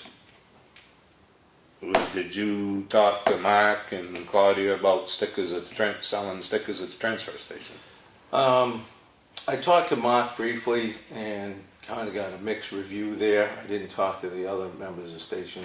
I did talk to Claudia, and she brought up a couple of things that made me think it might be problematic in some ways. I think maybe we should, when we review the transfer station whole sheet here, get her in for some input on that, because I'd rather let her explain what the office issues would be with it. But, you know, it's a broader discussion. It's not to say it's off the table. I think we should hear all the concerns. Okay. And the Colquitt Hill, I'll get up there and look at that tomorrow, and that swale. So. I was surprised they were still grading, because I thought he was done like a week or so ago. Maybe I called him, and Well, they had the majority of it done, but they had Molly Philbrook Hill, Bonman Road Hill, and Rumney Hill, and they needed material, so. And then they did the summer section of Wilkinson Swamp. So. And I was going to ask Mr. Strauss, since you're in the audience and there's not a lot of people on Jack Russell, I saw in our billing that they raked it, and I had heard that they didn't grade it because they didn't think it needed it. What's your assessment of that? I didn't think it needed to be graded. I mean, the raking was fine. Okay. I mean, but they've never used any material on it over the 6 or 7 years I've been on it, and I know the hill has the big stones on the hill. So if you do go to regrade in June, it's going to need some on the hill, because you're really past the base now. Yeah. They graded it so far on the hill and coming down. You got big boulders that they're going up over with the grader. Probably destroy some of the equipment that keeps going. Just on the hill. But otherwise than that, it's fine. I mean, I don't get that much traffic except for hunters and stuff. Well, there's two roads you didn't do, you didn't do West Range either. That was right, yeah, Yeah, just right, and I didn't get over there. yeah. Thanks, Dave. So maybe we should just advise Bob that next grading, probably gonna need material on Jack Russell. Yeah, You know, just to, you know, make him aware of it. yeah. I mean, they could have raked Rumney Hill Road, but they needed material on the Yeah. hill, so. Yeah. So now, what was our time frame from start to finish on grading? It seems like it took several weeks, right? Anybody's recollection? Well, wasn't he working somewhere else? Or something? Yeah. Well, I don't think that was Josh, though. I don't think that was Kevin who typically Yeah, but, grades. I don't know, he goes on I the thought he other was job. working. Kevin don't work every day, so. I can look back and, I forget when they started. Wasn't, yeah, probably if they come in and graded and stayed right at it every day, it'd be a lot quicker. But, I don't think Kevin does. I think, you know, he Grading on works, Saturday, huh? I saw the grader running around Saturday. Yeah, Well, I only bring it up is because this next round is gonna be with the calcium, and I guess we'll have to have that coordinated by the members of Dig and Doze with the calcium provider. Yeah. But I didn't know if there was, you know, you're gonna need a certain amount of roads done at one time, so they should be all stacked up, and you don't want them to have a big gap between. well, what'd you say, a truck covers 6 miles, or 3 miles? Yeah, if you put on 110, yes. What, 3 miles or 6 miles? 6. 6, yeah. and what is that ratio, 3%? No, 1%. 1%? Yeah. And that's what we were doing, 1% twice a year is what we have been doing. And unless there's a reason not to continue, nobody's brought that to my attention. But I probably wasn't watching with the eye that I probably have now on it. Yeah. So I guess we probably should set a date to start that grading process. Well, at it's least on the the schedule big for the one. 31st, That far up? Yeah. Of May or? May. Oh, okay.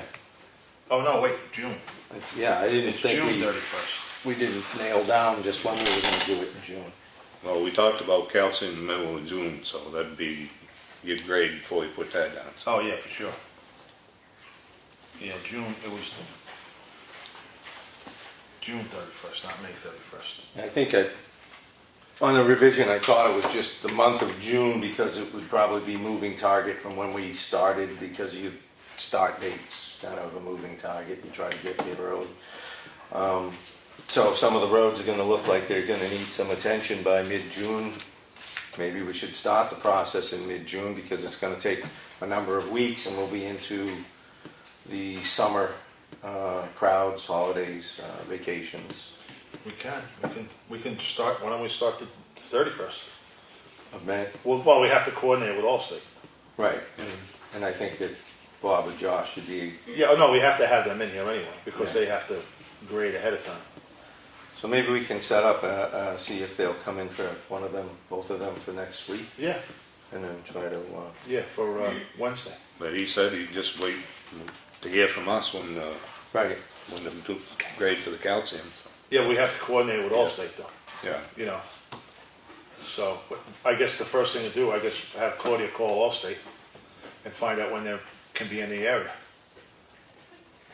You know, I'm sure they're not waiting around. Last year, Bob called, lined it all up, Oh. so that he could have enough roads graded exactly. to cover. Well, maybe we should have them come in next week then. That's what I was thinking, Yeah, we get have them Bob come in in next and- week and then we can discuss that. Yeah, we can, You know, this way we can coordinate with, you know, I wanna know when Allstate comes. Yeah. I don't want him the only one to know. You know, I wanna know when they're coming and what road they're gonna grade ahead of time and what we're doing. That's just me. Yeah, we can have him come in next, if he can. You know, and if he can't come in, if we might have to bang out a work session, you know? You know, like on a Monday, like we did before. You know, if he can't make it on Tuesday, maybe Monday. You know, I know he's working, so I'm, Well, this Monday coming will be the holiday, so we probably have Oh, to kick that out until either Tuesday early or Wednesday. we can do, you wanna do, see if he can come Tuesday early. You like 4 o'clock? Next Tuesday? Yeah, Okay. yeah, we'll just let Claudia know, cause she's gotta put it posted. Oh, Chris is here, sorry, didn't mean to exclude you. Sure. She's so quiet, you just forget she's in the You know what that meant, sure. Yeah. So, Tuesday. And if he can make it, I'll call and Claudia can post it. Yeah, So is that considered a work session? yes. Yeah, well, you can post it. Post it on the website. Cool. What else you got, Wayne? That's it. Alright. Unfortunately, Mr. Tim Murphy left today early because he brought up a situation with transfer station permits 2 weeks ago. I forgot to bring it up last week. But he discussed third parties, and I'm thinking that we probably should try to move away from having people in public comment discuss third parties, because he brought up a gentleman's name and said he couldn't get a transfer station permit, and I mentioned I knew the individual and I would find out what was going on, because I know the individual has a home in town. I wouldn't understand why he wouldn't be able to get a transfer station permit. So I called him, and he said, first off, he didn't authorize anybody to speak on his behalf. Secondly, he said he was very adamant that he didn't want his name brought up in town business meetings on camera, wanted to be left out of this. And he, again, didn't authorize anybody to speak on his behalf. When he asked me what it would pertain to, I told him it was for a transfer station permit. And he said, that was about 9 years ago, Oh, boy. before I built my house. And the town office told me, because I didn't have a structure or a trailer or anything on the property, they did not issue transfer station permits. And at that time, he was looking to get rid of construction demolition material, of which the town doesn't actively take. So that was that. I think occasionally we tend to bring other people into things, and rightly or wrongly, sometimes people don't really appreciate being put out there in the public setting. So I think when we do public comment, we should probably keep that to a minimum, just because of that. Let's see. I had transfer station policies, corrections, definitions, and the need of a work session, so I think we pretty much got that one out of the way earlier. I did confirm, although I didn't see it in the newspaper, don't get those things, that the bond easement hearing notices went out to the public and the applicant. So I'm taking it on faith that that's done, and we'll be having a hearing on the 30th. John, I was going to ask you if you followed up on crack sealing. Have the bids come in, or how's that process going? Sunday Paving said they will put a bid in, but I haven't gotten it yet. The other company never called back. And we have the guy that did it. Lake Street. Yeah, Lake Street. So. Okay. So you're on that, it's in progress? Yes, yeah, Sunday Paving said it's in between, it's between, depending upon where you get it, it's between $6 and $8 grand a pallet to lay down. That's what he said. I think that's what we paid in the previous years, was $7. 75, wasn't it 75? Yeah, I think it was 7,000, we budgeted 75, well, 15 for Right. 2 applications. I think we spent 14, so I thought, yeah, 7, okay. I wanted to bring to both your attentions that the capital improvement plan meeting is scheduled for June 16th at 6 o'clock with the, essentially the planning board now shifting into calling themselves kind of a capital improvement committee, Ditsky being formed so that we can stay away from planning board issues and focus on capital improvement. It's a Saturday. The 16th of June? 14th. Oh, I'm sorry, 14th. My typo. Thanks, Lenny. 14th of June. It's a Yes. Thursday, second Thursday. I think my wife had me scheduled to do work around the house on the 16th, and I'd What time, rather... 6? Let me ask Six. Teresa, you don't know. Teresa, what time? 6? 6. It's a coordinated effort. We're anticipating... Usually at 6:30, but that one, it's not on the third Thursday, it's the second, and it's not at 6:30, it's at 6. Yes, and we've done that to hopefully meet the schedule of Susan Slack, our own Susan Slack, who now works for LRPC, right? Yeah, Yep. Lakes Region Lakes Planning Region. Commission. And she'll be coming in to explain to us what their role would be in this process and what our role would be in this process as the community or the people making up the committee.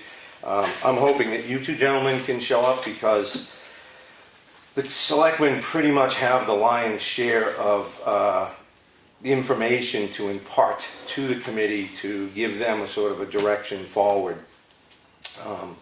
So if you were to show up on the 14th, you might have a better understanding, we might have a better understanding of what our role in this is. And then we can try to figure out what we can do to meet the obligations. And like I said, I'll do anything I can to take point on all of that for you guys if you just provide information that needs to get shared with the board committee. Can I read the little blurb? Blurb away. LRPC. So as a draft, the Lakes Region Planning Commission Principal Planner Susan Slack will meet with the Capital Improvements Program Committee Thursday, June 14th at 6 p.m. to discuss how LRPC can help facilitate working on and establishing a capital improvements program for the town. A CIP is a 6 to 10 year plan adopted by the planning board, serves as an advisory document for select boards, budget committees, and town meeting voters. It's an outline of anticipated capital expenditures from all town departments projected over a period of at least 6 years.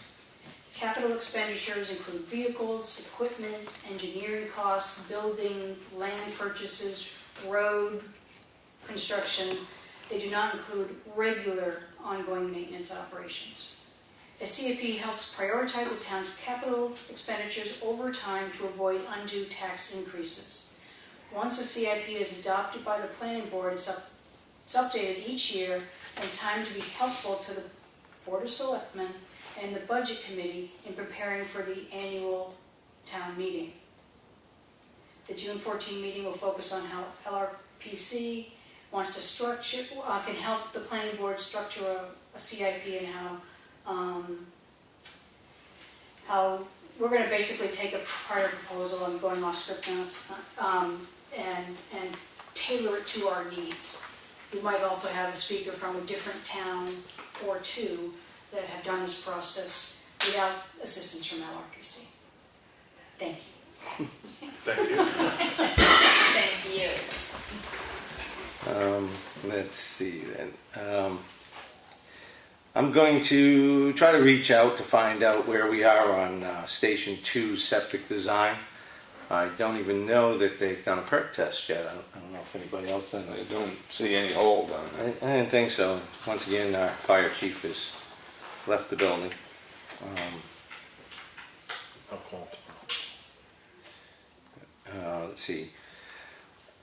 Green Mountain Road culvert assessment. This is probably a work session out on the roadway for us to start looking at those culverts.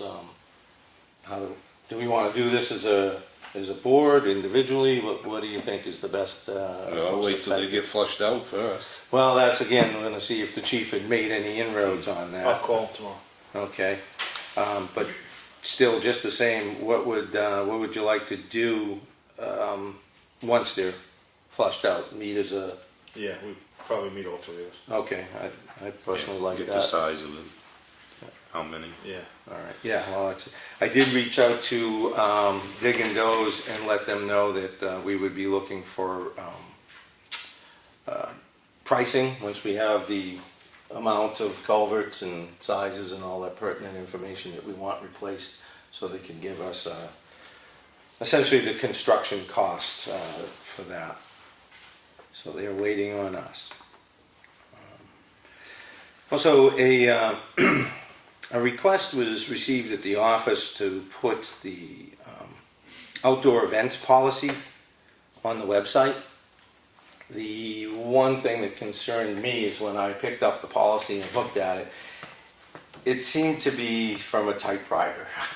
Maybe we want to look at this before we just put it out to see if time has marched on and there's anything we want to do. There should be a copy in the hallway here in one of the big books of ordinances. I mean, outside of a typo and perhaps the time frame, there's 45 days to put in an application. I'm not sure there's much in there that I saw that I would change, but something to think about. Rather than put things out, take it down, reformat it, put it back out. As Teresa's here from does our websites. Let's see. And one of the things that came out of meeting with the library, folks at the library the other night, was a past selectman, now planning board chair, brought up the point that there was at one point in time anyway, free energy audits from the power company they would supply for all our buildings. I get pretty attached to the word free, so I have been trying to reach out, and you have to do it all through emails. And although I got something back, nobody's gotten back to me from the right department, even though I had a name. So I'll keep looking into that. If I should find out that we can in fact get a free energy audit for all our buildings from Eversource, would you gentlemen support that? Yeah, I don't see why It's not. free. Okay. Free is free. There's a new program in 2015 that they added. Oh no, they did do energy audits before, but they didn't offer weatherization as part of that audit. Now, as of 2015, weatherization, so the whole building envelope is part of the audit process. That's the source where I got that information. Yeah. So I will try to establish contact on that and see if we can't get some free information. The meeting at the library / Old Town Hall was pretty good. We had a good turnout. We had 3 of the 4 trustees in attendance, Dennis and Johanna Venue, Grace Fuller. Additional attendees was the library director, Crystal White, and 2 of probably the last surviving possibly members of Friends of the Library were there, Jim Pittman, Katie McCarthy. 2 of the trustees of trust funds made it that evening, as well as one of them being our chairperson who's in attendance tonight of the planning board. Carol Pfister was there as a trustee of the trust funds. Melissa Siemens, who spoke earlier, was there, budget committee member. Chuck Fuller from the zoning board, who is going to be taking point on a lot of the grant background search material. He's done a lot of work already. Bill Pycutt, who held too many offices in our town to list, but had been overseeing a lot of the construction that did take place since the original report came out in 2006 from the architects. And late to the party because of different commitments she had was Karen Payne of the Effingham Historic Preservation Society. And she also wants to be a part of the group. So all total, there were 13 of us. And there's a lot of good ideas, and they'll be moving that forward. What we discussed was the replacement windows. So we're looking into the historic register, the National Historic Register, to see if grant money is more readily available in a larger quantities. Some folks seem to think that's the case. So before they wanted to charge forward with any kind of window changes, they wanted to look into that, because if we did vinyl at this point, we would, theoretically, most people seem to feel we would lose that opportunity. So before we know what we'd be giving up, the consensus was to look into it and find out for sure what our benefits were and weigh them against going ahead with the window replacements. My sentiments were to the group that I really don't want to go through another winter with these kind of energy costs that I've been seeing at the library. So I told them they had a shorter than larger window of opportunity, because there are some, No pun intended.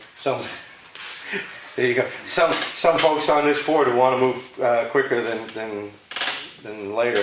I did get a window count though. There was one missing window on those quotes on the upper floor. There was 13, as well as there's 2 of those smaller windows. Both floors have a window along with big double doors in the front. So the window count was off a little.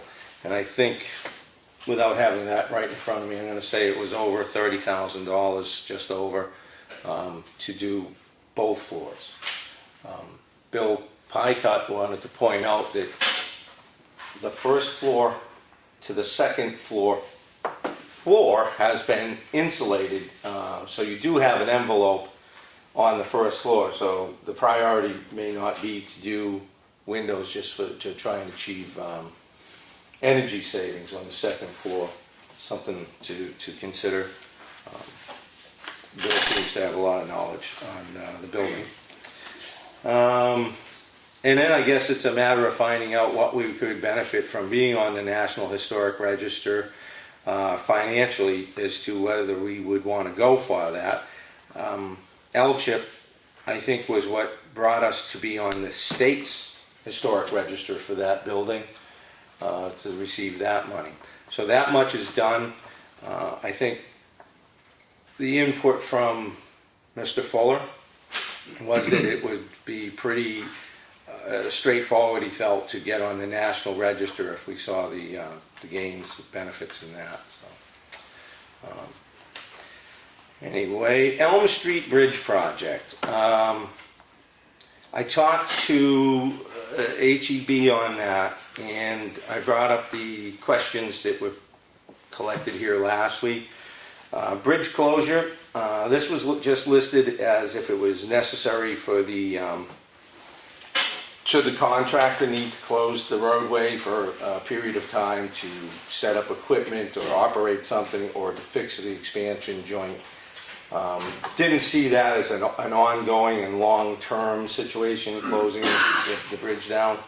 So I think you would just put that in as a precaution, that it may have to be closed for, potentially be closed for some period of time.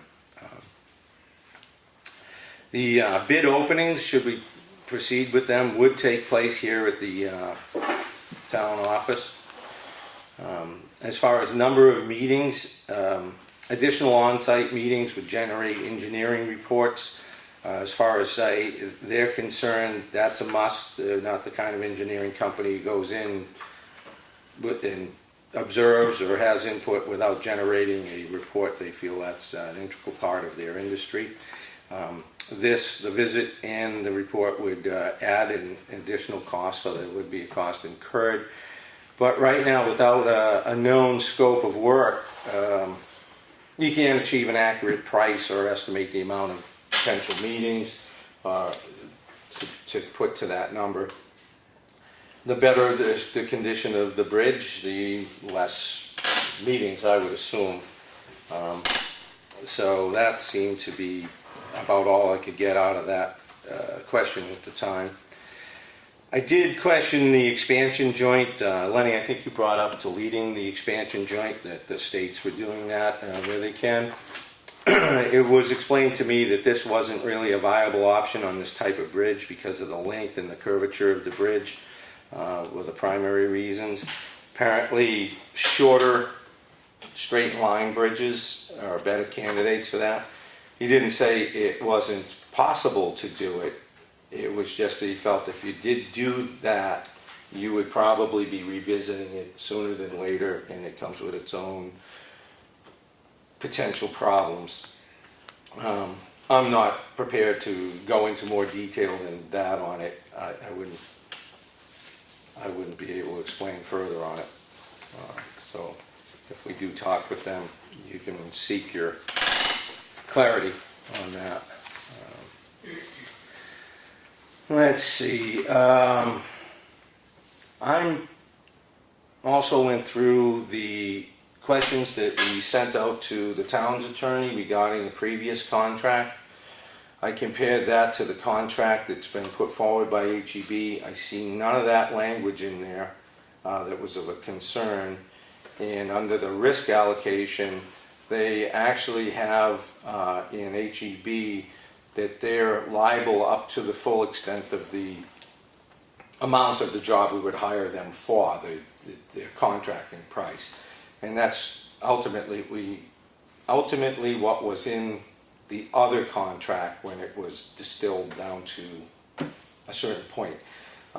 They have $50,000 or the limit to which we would hire them for the contract agreement. Short of that, it only indemnifies them from others, from what I can gather, and be only liable to the town, not to the contractor, which again seems to be pretty standard with the other contract information or requirements, standards. I don't really personally see an issue with the contract moving forward with it the way it is. I couldn't find any language in there that was really erroneous or led to anything that I hadn't seen before. So I don't know how either of you feel about it, but I'd be willing to go forward with signing the engineering agreement for Elm Street. But I'll let you guys weigh in on that. Excuse me, and that's where I'm at with Elm Street, so it's up to whatever discussion. I'm just processing this in my mind, what you just said, Okay. because I gotta write it down. What do you got, Lynn? On Elm Street, I Yeah. still think it's a lot of money for what the job is.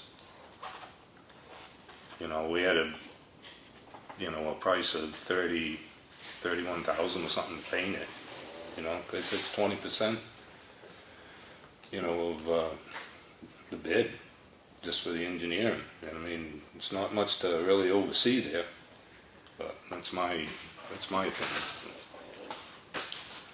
One of the things that concerns me about the painting thing is nobody can tell me where it actually comes from and what it pertains to. Is it DOT spec or is it water towers, I think you mentioned? Yeah, we get it out of water tank, water tower, And which would probably be a little bit more stringent than, I mean, the main thing was the encapsulation of it, you know, so nothing was in the river. yeah, that's the big expense on the Yeah. painting. I mean, you could probably paint it with a roller once you sandblasted it, so. I do see in that engineering report, it looks like there's more going on to me, but then again, I'm a layman, not a bridge engineer. I'm in favor of getting engineering. It's an expensive bridge. It would be an expensive bridge to have to fix down the road. I'm hopeful that there'll be competitive bids this year versus a single. Maybe we'll get some better pricing. But that's where I am. Well, I believe there's more to it than just painting. You know, I mean, just the paint was $31K. Yeah. That didn't have anything to do with the expansion joint. That didn't have anything to do with the concrete. I'm torn. I agree with both of you guys. You know, but what I'm saying is I think there's just too much. There's a little bit more, and I don't want to be short-sighted. Me personally, of not being diligent to the town to make sure that there's more to it than we all of us are in agreement. There's more to it than just painting. We all in agreement to that. I didn't look at the the things that Mike had got, I read it a little bit, but I'm not, like I said, I'm not a bridge engineer. I see that, the asterisk is on next to stuff. I know he's gonna elaborate a little bit on it, but I'm just like, there's more going on than just paint. And at this point in time, I have to sway toward HEB. I mean, that's just, maybe you can read off Well, it's, some of the stuff that maybe we missed. all I've got here, Yes. is the engineering report where it lists off, asphalt's heavily cracked, cracks are sealed, curbs have fine cracks, soffit fine cracks, minor leaking with effluents, few minor rust stains at east exterior. And they go on to weathering steel is brown in color with granular texture, moderate to heavy rust and scaled to girder ends at north under leakage. Back wall is cracked, minor spales and leaking with effluents, large delamination at northeast corner. Damage and leaking debris filled in the compression joint, heavily rusted with scales under leakage. Fixed bearing rusted under leakage. Metal bridge rail, minor damage, scraped and gouged. But yeah, what does that actually mean to me? I don't know. I can't determine from that if we have a greater situation going or not. I just wish that somehow you can get rid of that expansion joint because it's gonna be problematic down the road. They don't last forever. Nothing lasts forever, let's put it that way, but if there's a way to get rid of that expansion joint, that would be even a bigger. Well, there again, I'm who's going to make that call or I know. explain to you why it's not a... I get it, I get it, I don't know. I don't know. I don't know either, but I would, at this point in time, I would really I would go with HEB, because there's more to it than just visual, paint. And Lord knows, when so. Well, the money's been allocated for repairs on this bridge. Was that 2017 town meeting?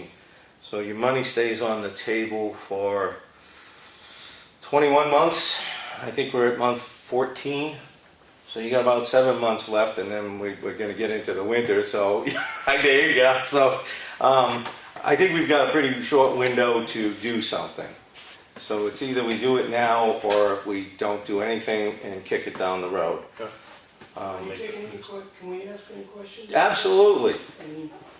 I think the engineering cost was $7,000, 5,900. 5,900, and is it the one that was in the office? Because I read that they're gonna be putting out all the bids. Correct. They'll receive all the bids back, they're gonna review all the bids for correction. They're gonna make a recommendation to the board of what to do, and that's the concrete, the expansion, and the painting, is that correct? That's the whole enchilada. Well, and they'll come down and assess the bridge for those other things on the report, because to get up, the guy wasn't going to go up and look into Yeah, but I mean, that bracy he's doing thing. more than just giving us the engineering oversight. Yeah. I mean, we're getting a lot more, and looking from a budget point, I know I understand that, but I'm also looking at, I don't want to get this bridge put off again another year for $5,000. We're getting a good service out of this, I want something done. And I just hate things being pushed off, and I think we've all talked about this. And we're getting more than just, some little amount of engineering. We're also getting all the bids done, everything approved, everything reviewed, and $5,000 to get this off top dead center and get it done this year, I think is the right thing to do.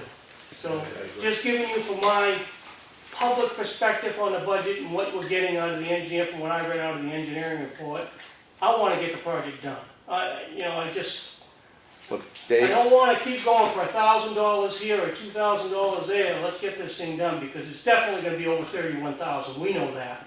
Just on the expansion joint. If they have to replace that expansion joint, then everything's outgone. I mean, we're going to keep looking back more money than what we want. well, that's the position I'm in. Just for clarity for people out there, you're Dave Strauss, present chairman of the budget committee, so, you know, it's not exactly just your public, you know, you're some guy who walked in who thinks this is a good idea. You're somebody who's keeping an eye on the money, and I weigh your input, because I also know that you have a background that you're a detail-oriented guy. So I thank you for that input. I don't know if anybody else wants to weigh in. Feel free, Mr. Hart. Yeah, I'm like with Dave on this. I mean, I don't see why for $5 grand for an engineer, let's stop messing around. Because no one up there has said that they've done this before. No one up there knows how to oversee this. So just pay the guy, get it done, and that's it. So yeah, I'm with Dave on this. Well, I also think it's not a lot of money, you know, for your personal wallet, it's kind of pricey, but for a municipality, I don't think it's a lot of money. And we could find, you know, we'll see if we can establish ourselves with this engineering company, and if they pan out well, then great. We have someone else that we can draw from as a reliable, you know, resource. So, All right, why don't you make the motion? I'll make a motion that we sign the contract for engineering services with the firm of HEB out of North Conway. I'll second that. Any more discussion? Oh, yeah. No? Lenny, are you? I just don't think we're gonna have money enough to paint the bridge, fix the cement expansion joint, pay the engineer. It'd be over the money that we've got budgeted. Well, you know, that might be true because there was more than painting, you know, going on here. But I mean, the concrete doesn't have to be fixed this year, so.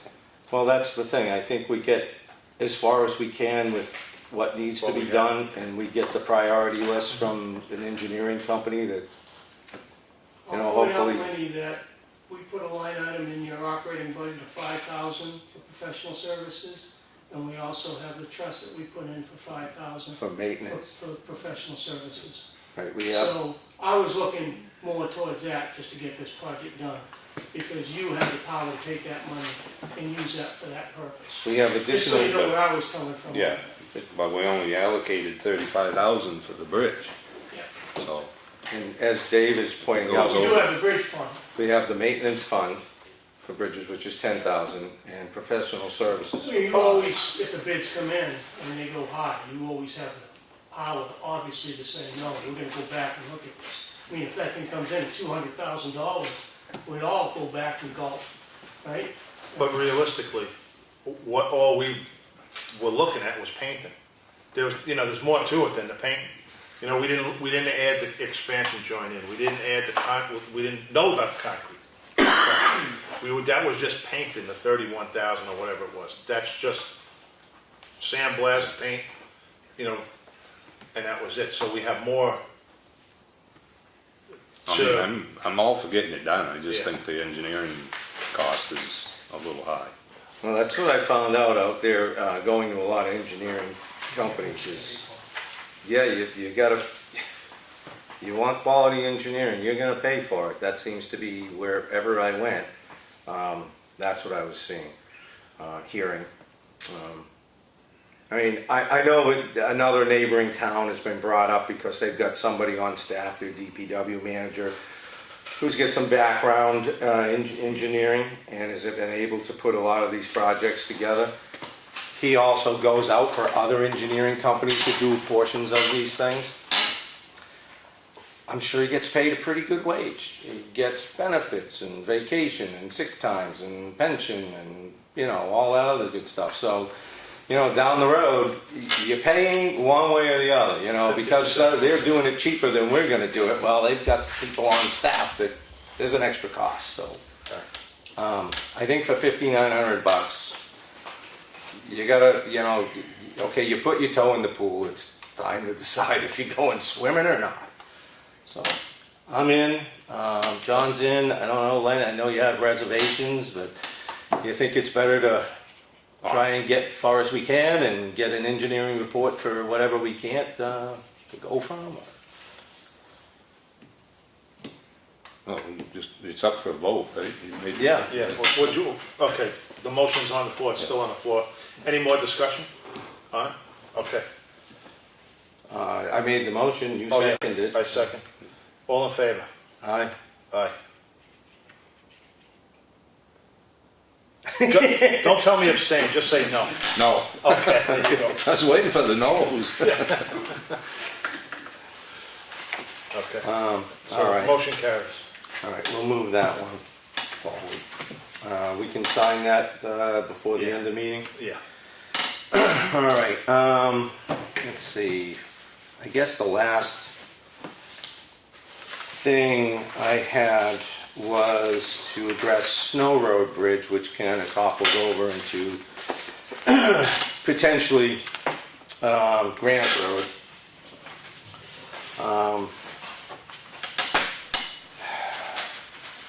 One of the things that I know, Lenny, you were talking about, the engineer that sent in an option for us in the past. My reluctance on this option is there's probably a number. There are a number of things. First off, option one was something nobody wanted on the board at the time until the money and the bridge bidding fell apart earlier this year. And then now this temporary solution has reared its head. But again, nobody in the room that I recall ever wanted anything to do with this. It was just said no right out of hand. It is described, option one, as a deck on grade considered an emergency long-term temporary solution. The number was put at $100,000. Well, the bridge price didn't come in anywhere close to what was originally thought it was going to be. And now the proposal from that same engineering company says that it's 11 months later, the economy changed. And that's why it's so much more expensive. So now that $100,000 mark, I don't know if that's $200,000 or $300,000. I don't know where that estimate is anymore. So it also states in option one that it can be installed in 2 weeks. So if that's the case, I don't think there's a burning, desire or need to go out and do something today that we'd spend a bunch of money on if we can effect a repair in that kind of time frame. The other part of that is if we put a deck over the problem, which is the culverts, we're going to have an expensive deck over the problem, which is the culverts. When bridge aid comes around, we could get a nice bridge, and then we're going to be throwing money, out the window or down the river, as they say. So what I was looking at and have been pursuing is some other options, as well as a deck. The deck is an option that costs more money than the other option that I was pursuing. I had interactions with two engineering companies and Mr. C.R. Willicke, who's taken over, I believe, Nancy Mayville's position over at the state. Planning and Community Development, I think, is the department. He is now the overseer for municipal bridges. When I sat with him, I discussed the option of shoring up the culverts. They can put a concrete in the bottom of the culverts, gives it structural integrity. It's a temporary fix until you can get down the road to get your bridge aid for 80% paid by the state kind of thing. It buys you some time. I imagine that can probably be put together quicker than putting a precast deck together. I got something today, this afternoon. It came in late before I left the house. And again, this was from HEB Engineering, which says that repair in 4 culverts could be done for $20,000 to $30,000. Now, I did not have an opportunity to speak with anybody to find out if that's encompassing all cost, permitting cost, engineering cost. I don't know. So this is a starting point. I will find out more when I have an opportunity to reach out to them. But for $20,000 or $30,000, it's projected to last 10 years. That would get us fully in through and done with bridge aid. And as I said earlier, I've been made aware that there's been about a 2-year potentially 2-year jump in funding to push these bridges further down with an extra $10 million further down the line of progression or reconstruction. So for me, I'm thinking that it's best to hold off on Snow Road Bridge. And a lot of things could happen there. We could get to snow, we could do a cheap repair, get to bridge aid, build a wonderful bridge.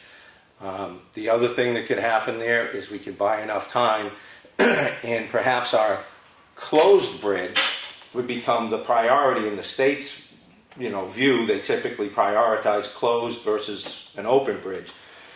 So we might find ourselves having a 6-year wait for one bridge and a 3-4 year wait for the other. I don't know. I can't give you an honest number. I don't know. But that would give us an opportunity to open the closed bridge first. It's an option. So I just thought I'd put that out there from what I learned today. As I said, that was from 2 engineering firms that I talked with. One of the engineers I spoke with was highly recommended by Michicorp, Steve Gard over at Michicorp. He felt he had a lot of faith in that particular engineer that he's dealt with. So those are 2 people, as well as Mr. Wilkie, that chimed in. The other thing I had here, oh, yeah.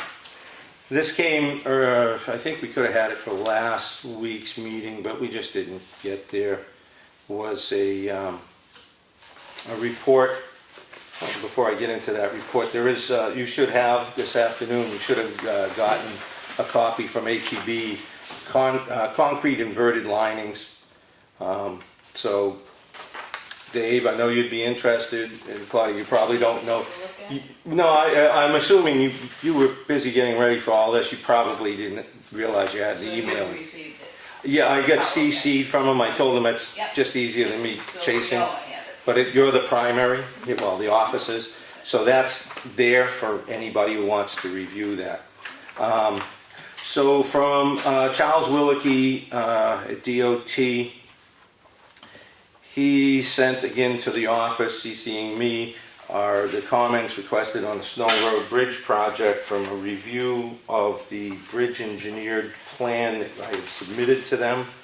It was from Rob Kleiner, who must be he's one of the bridge aid engineers doing reviews on plans proposed. So I have reviewed the submitted plans and have the following comments. What are we're talking about? This is Snow Road Bridge, the original plan that was submitted for bid earlier in the year. Okay. Do you want me to proceed with Yeah. this? What else? You got the floor. All right, well, You got it. the approach pavement width is 22 feet barrier to barrier at the bridge. The next down to 18.8 barrier to barrier. The department does not consider a 1-lane bridge on a 2-lane road a safe situation. We would require a design exception for this condition under the SAB program for the municipality to accept liability and responsibility for such a situation. Next bullet point, I was surprised that a boring was not taken at the bridge location. I am unsure how the footings were designed without soil information. Next bullet, the DOT requires at least 5 feet of frost cover for bridge footings cast on soil. While not dimensioned, this bridge appears to have less than that, approximately 3 feet. Hydraulic design data is not provided, although scour protection is included. New Hampshire DOT would require a bridge to pass the 50-year flood with 1 foot of freeboard under the bridge. I do not know if that is the case with this bridge. I have been told by Bill Pycott that he had seen the bridge completely underwater some years ago. I don't know if that was 10 years, but it couldn't have been real long. Yeah, no, I lived there since '87, it's never been underwater. No, Snow Road. Oh, I'm sorry. You live over by that other bridge. The other bridge, I'm Yes. sorry. I've never seen Snow Road underwater. Well, it's a, Seen the river go around it, yeah. but it never went over it. So I don't know how that plays in with the floodplain either. So apparently there's more information they'd like to see on something like that. The next bullet point is the New Hampshire DOT would normally apply a roughening treatment to the surface of a bare concrete deck. I'm not so sure that that's a big issue. Maybe it was an oversight. The bridge guardrail detail sheet references standard Espie-R6-82. I do not know whose standard this is. It is not a DOT standard. While other states do have details for rail posts mounted to the side of concrete deck, I am unfamiliar with any using a U-bolt attachment. I usually see a headed anchor rod mounting. Being unfamiliar with this detail, I cannot comment on its crashworthiness. I would want to be shown crash test results before allowing its use. It is a short barrier with a 30-inch top 30-inch from the deck surface. The shortest current DOT bridge rail detail is 31 inches from the deck surface. I would point out, next bullet point, I would point out that portions of the bridge footings and stonework are proposed outside the marked right-of-way. Next bullet point, in general, pay limits for excavation and backfill items are not shown. Unless they are spelled out elsewhere, that could lead to confusion. I did notice that in the schedule listings on the plan. There are no items listed in the schedules, which are basically the amounts of the various things to be used in the construction. So anyway, for whatever that's worth to anybody, that was the report that we were waiting for from DOT. I have got a call out to New England boring contractors because they were hired by the previous contractor, engineering company, to supply that boring information. It appeared to me that we didn't get all of the borings, if I remember correctly, and I saw that one was at least missing on the plan. So I'm trying to get a report on those borings and any other further information that didn't seem to show up on the plan to basically see if they're applicable still, because I think the total cost ranged somewhere around $3,000 on that. The borings, they got all the borings on Snow Road. They only got one side of Granite Road. Okay, on the plan that I saw, they were missing one on the plan. If they got them, I don't know. Yeah, There we again. Yeah, they missed the far side of Granite Road, but because they only did the 153 side and they ran out of time. But went back and with a mini excavator and dug on the far side for the engineer at that time. So. Well, I was hoping they might have some further information too, because of the locations that were shown on the plan and what was commented on. So I was just looking for a little more clarification if I could find it, and then we'd have it to go by. That is it for me. And that, all those recommendations, I mean, that's all his questions and stuff, that's for a state aid bridge. I mean, we could put a one-lane wooden covered bridge in there if we wanted to. It's a town bridge. The state wouldn't have any say. The width was for a state aid bridge, but yeah, I mean, all those things he's picking apart is for a state aid bridge, which that was not when it was designed. So. Well, I don't think, operating in the right of way for the plan in the water probably might be pertinent. I think the guardrails are a big dollar item, and if I can pick them off a plan and see that as a deficiency, I think there's something wrong with it. And the footings are what holds your bridge up. I think that's the base of your bridge. That's me. I think those are pretty pertinent no matter who's funding the bridge, but that's just my layman's opinion. I'm not a bridge guy. I read it and I make an assessment, and that was my assessment, that there's things that I wouldn't probably sign off on there. Me. You guys might find that it's fine and know more about it and just say, it's nothing. So, again, that's it for me. One thing you did jog my memory about was the gas tank at the library. Gary said it was leaking. I did get a hold of him, and he says he believes that AmeriGas replaced the tank. Do you know that? But No, I don't know. He They said didn't that- notify me. He said that Marigas should have record of it. Did you give them a call? Yeah, so that he was under the impression I don't smell any propane, but Yeah. Right, we didn't before either. yeah. Yeah, when I talked to him, was I had no understanding of any of this. I thought it was just something that could be tightened, but obviously I was wrong. Yeah, but he was under I the can't make impression that the assumptions tank about was, mechanical things. tank I will was most replaced. definitely give him a call. Because I told him, I says, we're still going through 10 gallons of propane a day there. So Gary is who? Gary Gagnon. Gary, okay. He was the one that, The boiler. yeah. But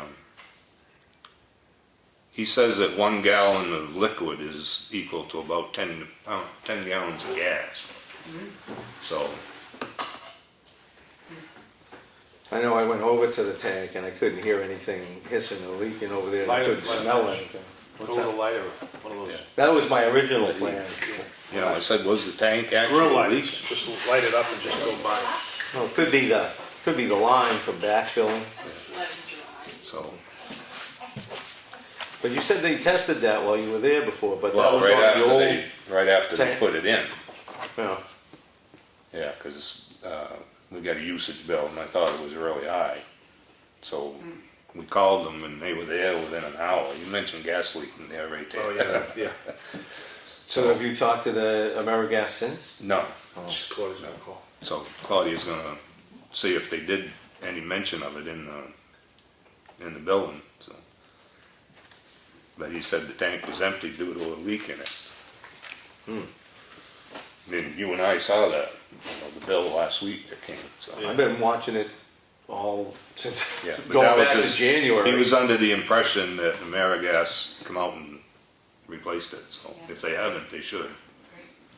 Or if they did, it'd be interesting to know the point in time which they did it, because Of we've course. probably been leaking since that Yeah. point. Yeah, In which case, I think I'd like to see some of our bill adjusted. yes.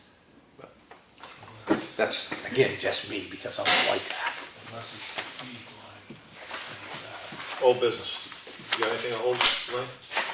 No, other than, Snow Road Bridge, but, we get a plan, we got an engineer, we got a contractor, and we get the money. I don't see what the big holdup is, why we can't do it. Do what? Wait for state aid, so, What do you want to do? replace the bridge, get something done. You can't replace the whole bridge, so are you talking putting a deck over the top of it? No, because that's just putting lipstick on a pig. It's still a pig. Because when the state says take them culverts out, you gotta take them culverts out. They're slowing down the flow of the river, and it's gonna be pretty hard to get them out when there's deck on top. So, Well, that's why I like the concrete fix, because the state approves of that and would support it. well, I don't know if they would, because once you start filling the culverts with concrete, now you're impeding the flow of the river. Well, you could follow up with C.R. Wilkie, because I sat with him and he discussed that option and said that the state would work with the community for that situation, especially when you're trying to bridge over to Bridge 8. That would look favorably on the process, because you're doing what they would consider the right things to do. So, We're spending a lot of money there. I see it wasted already. But well, I'm just not comfortable putting in a bridge that everybody that I've talked to in the industry, all the engineering companies, and the money is not realistic that we have to build any kind of a appropriate bridge. I don't know. I'm not a bridge builder, so. Yeah. That's why I went driving around and meeting and going to everybody and making sure that all the people I was talking to were qualified and reputable and had good reputations. And I sat with him, met on site with one. If anybody's has an engineering company that's telling you something different, I'd like to hear their ideas. I'm personally not comfortable with signing off with some of what I've seen already. So I would prefer to as one gentleman said, build bridges that we will last and that we can be proud of, that are good bridges in every possible way. And I think it's short money on the bridge aid. I mean, I've got what is it, the bridge stuff from HEB that was part of the original proposals, and it has Granite Road Bridge here. The original guesstimator that the bridge puts out, which is a formula that you do, it's down the bank by this much, by that, and I can't tell you how they factor it, but it was $1,020,000 was the estimated overall cost. Now, I have been assured these are very conservative, but just the same, the portion that would be the town's responsibility for would be $204,000. And that's for, you know, an absolutely top-of-the-line bridge with top-of-the-line engineering. Snow Road was based at $900,000. The cost of the town for the same thing, top-of-the-line bridge, would be $180,000. And if I went back and looked at what we submitted to Bridge Aid that came in, the documents that you sent out, I think those were actually even a bit lower in their price projections. And I'd have to look, I didn't have a copy of that myself, I didn't keep one. So our portion might even be a little bit less. At 20%, it won't be a lot less, I'm sure, but less. The other thing I'd like to talk about when we get time is relocating the transfer station to a parcel of property that makes better sense.